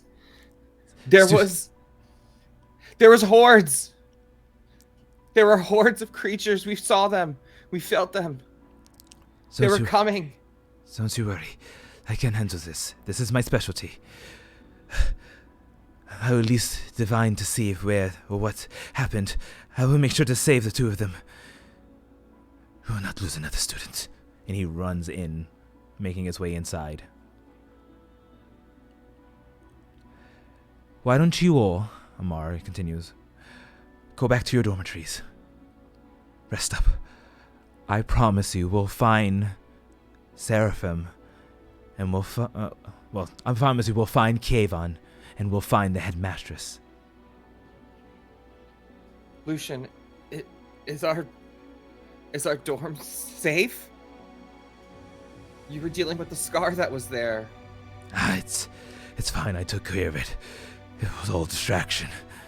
Oh, why does this always happen to me? Why am I cursed by the nine of... Lucian, calm down. Go back with your circle. It's late. Rest up. Look, they're exhausted. Nicolo and I will handle things here. And we'll debrief in the morning. Come. Come, you all. Let's rest. There's nothing more we can do now. I'm gonna give her all of the items and the dagger too. Okay. Yeah. Amara takes I won't give it to her. I'll give it to Lucian. I'll say, since you guys are staying here, are all of the 9 relics that were around the circle. I thought to grab them. And then the last piece I'll pull out and I'll walk over to Lucian and I'll say, this was the dagger that he used to perfectly slice the scar. And I'll hand it to him. Thank you. Amara. He takes in those words. Keep these safe. That might be a clue. Take these to Nicolo. Alright.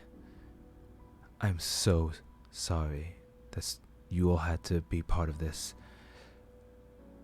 It is my deepest regret, and know that the Fractal Centaurum will make sure we find our friends and family. You have my word. As Lucian begins writing a teleportation circle on the ground, and after a few moments, step inside. This will take you back to your dorm.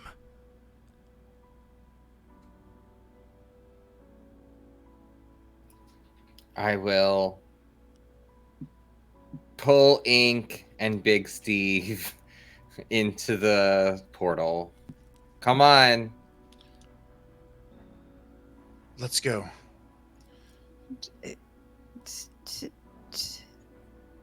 To home. To home. As you all step inside, and a light shines, causing the three of you to disappear, returning instantly back into that middle common room in your dormitories. You're exhausted, emotionally and physically, worried. Half of your circle have gone missing. And of course, whatever machinations is happening.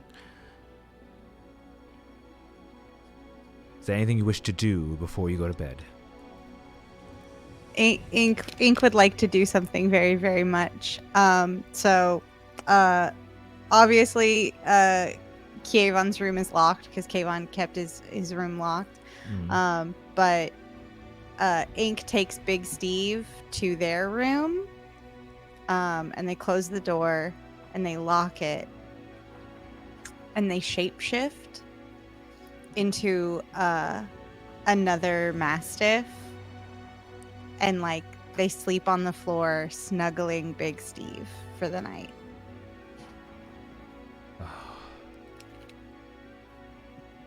As you go into your room and shapeshift, Big Steve, finding a solace in your transformation, snuggles up next to you, pushing hard as he rests his head on yours, and the weight of the events washes over him, and he falls asleep on top of you.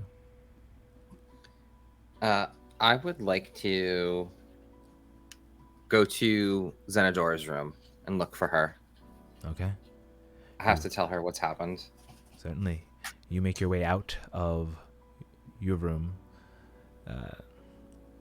continuing to the corridor as you try to follow your direction to Xenodora's room, making your way downstairs of the Fractal Centaurum. It's strange. You don't know exactly where the Martialites are, but there are ways to communicate, different booths and kind of internal oracle chambers that you can go to. And after asking around and figuring this out, you are giving directions to one of these. Walking into that circular room with the mirror, you begin to reach out to Xenodora's room, hitting the necessary. And you are from the Isle of Eternity, so this is all second nature to you. Hitting the runes to reach Xenodora, as moments later her image appears on the mirror. Her long blonde hair down, as she's just wearing what seems to be just like a normal adventuring gear, not full armored. Hey Ari, what can I do for you? Is it just an image, or am I like at her door? Oh, it's just an image. I would say where. I was trying to. I'll just go with this. Into the image, I'll just say, like, tap it and be like, "Where are you? I need you. Things have been so dour. Where is your circle, please?" All right, I can meet you somewhere. If you want, do you want to meet up? Yes, please. Okay. Meet me in the western courtyard. By the willow tree? Yes, by the willow tree. Okay. I know the bench. Okay, and I'll head there and. Okay. Make your way there. And then I just want to like unload with my sister. She's my rock. Like make sure there's no one around, and just fill her in. Yeah, you find a private area. You've been to this Fractal Centaurum before. It's second nature to you as you make your way to the willow tree. There, waiting for you already, is Xenodora, who looks at you inquisitive, but seeing the pain in your face, doesn't say any words and just embraces you. I just fall into her arms and I say, I have fallen into darkness. My circle is sundered. There are demons on our island. And just like tears start to like well up. It's all right, Ari. When you're blinded, I will be there to guide you. I promise. And she holds you tight. I'm sorry to worry you. I think you got my note earlier.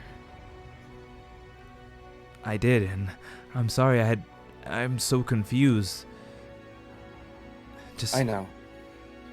Tell me all about it.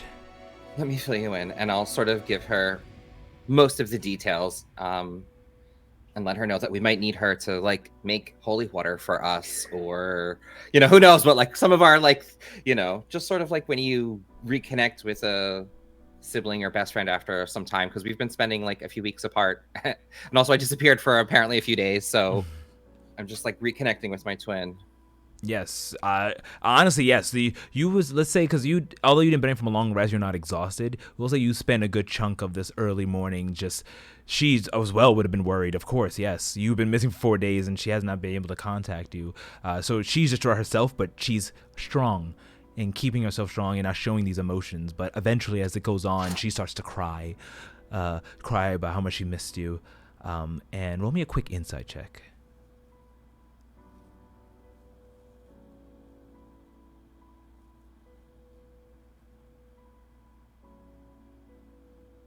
Not good. 7. 7, okay. All right, you Too don't notice. distraught.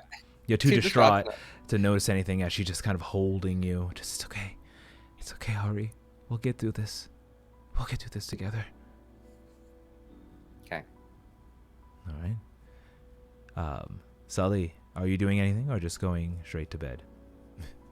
I'm exhausted. I'm going to bed.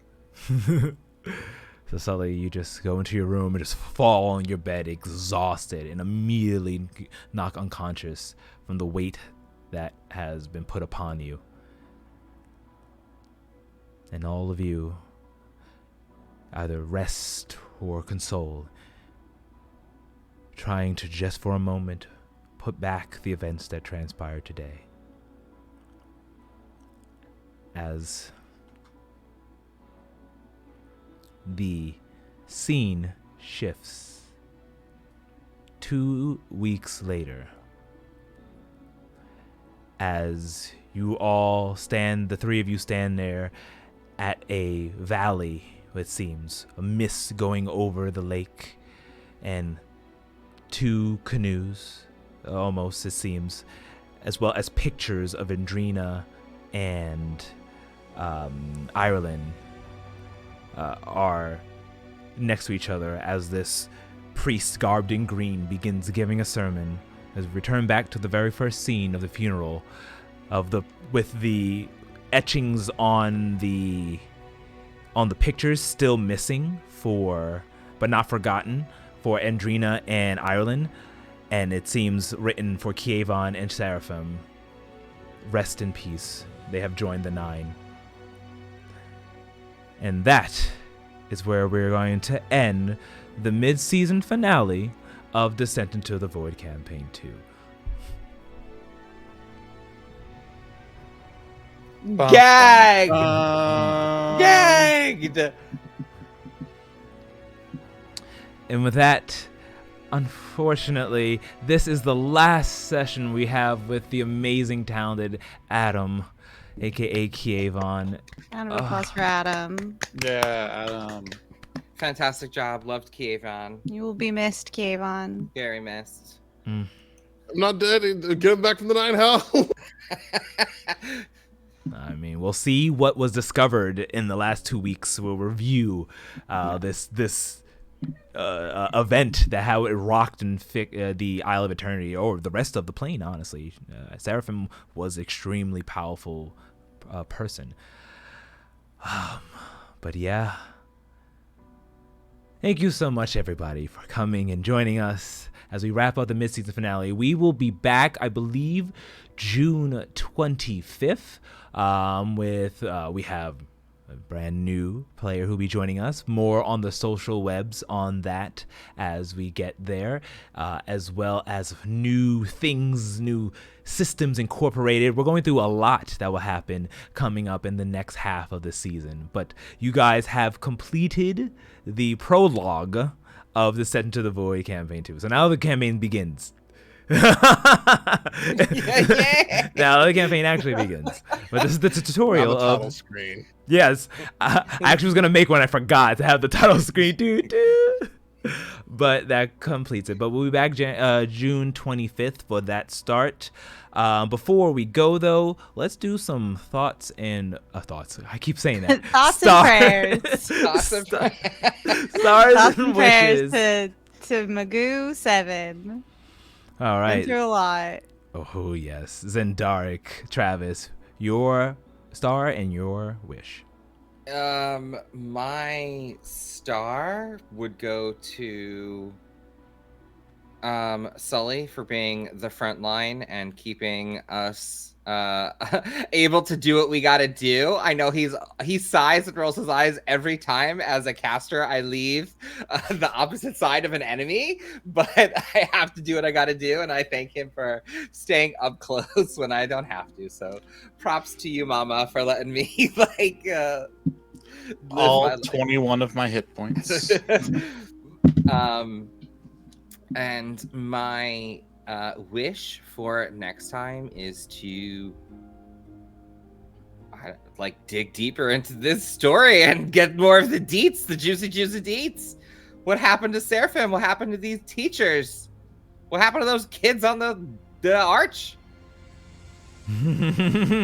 Yes. All will be revealed, I promise. All will be revealed. All right, awesome. And Zeki, you are up next. What is your star and wish? I was going to give my star actually to Zendaric for kind of holding down the Hexbreak fort to get things started off today. I think it made the rest of the combat a little bit easier once we got the attention of the unknown creature. And my wish is that I wish to find out what I'm supposed to do now. Because I got secrets, and there's some secrets that the viewers know about, but no one else does. So I wish to find out what to do next. Oh, yes. Ooh, I'm excited. Ink, Rachel, your star and wish. I would like to give my star to Sully for that really cool run under the giant hyena move. It ruled. It was real good. It was very fun. Thank you. I love a good running under a big guy kind of deal. So, and my wish is I guess it's up to Adam. My wish is that Ink adopts Big Steve.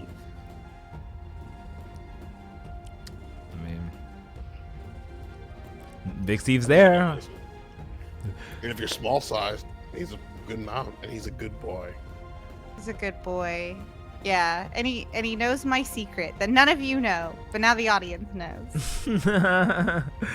What a reveal for the mid-season finale. Yes.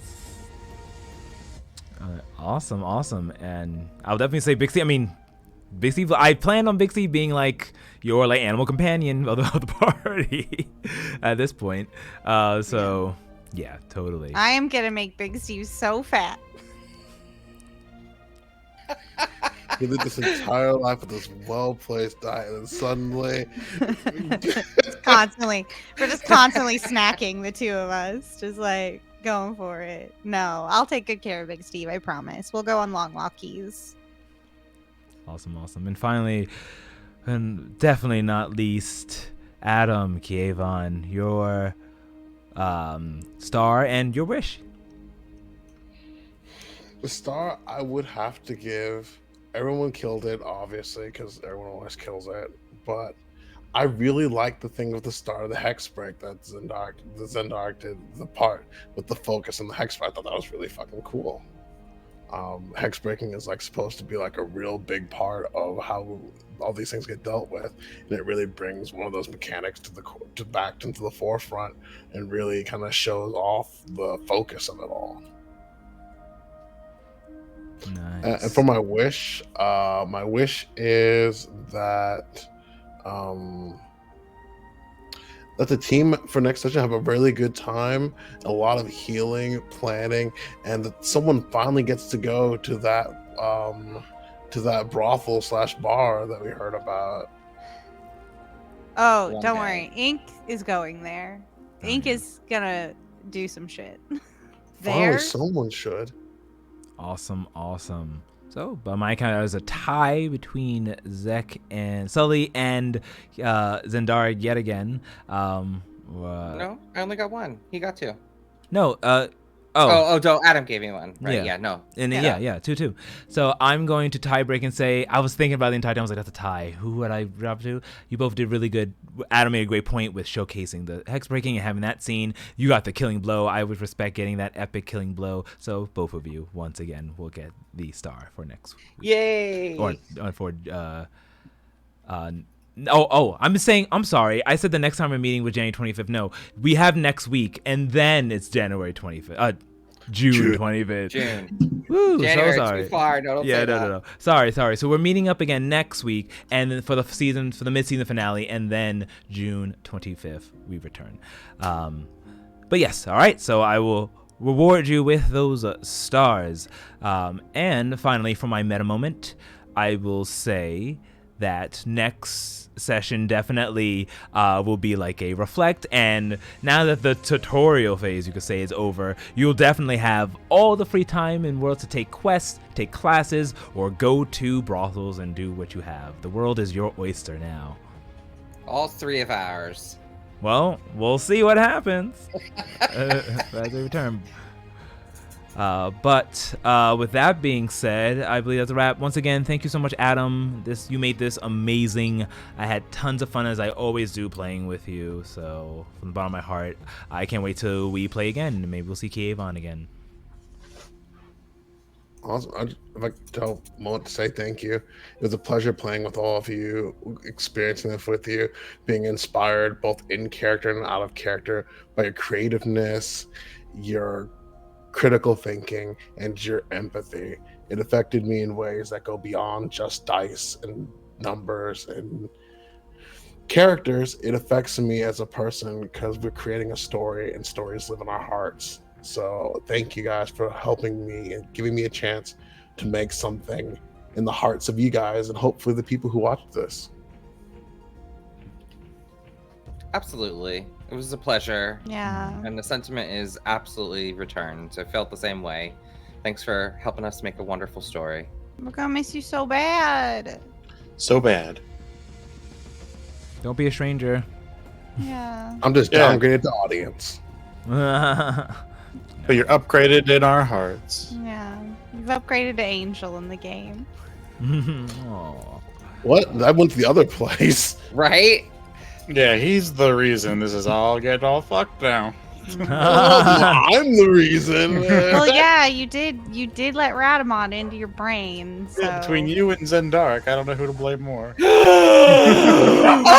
all Yeah, Seraphim for actually. being a bad administrator. You Yeah. hear the riot. You hear the riot of the dogs?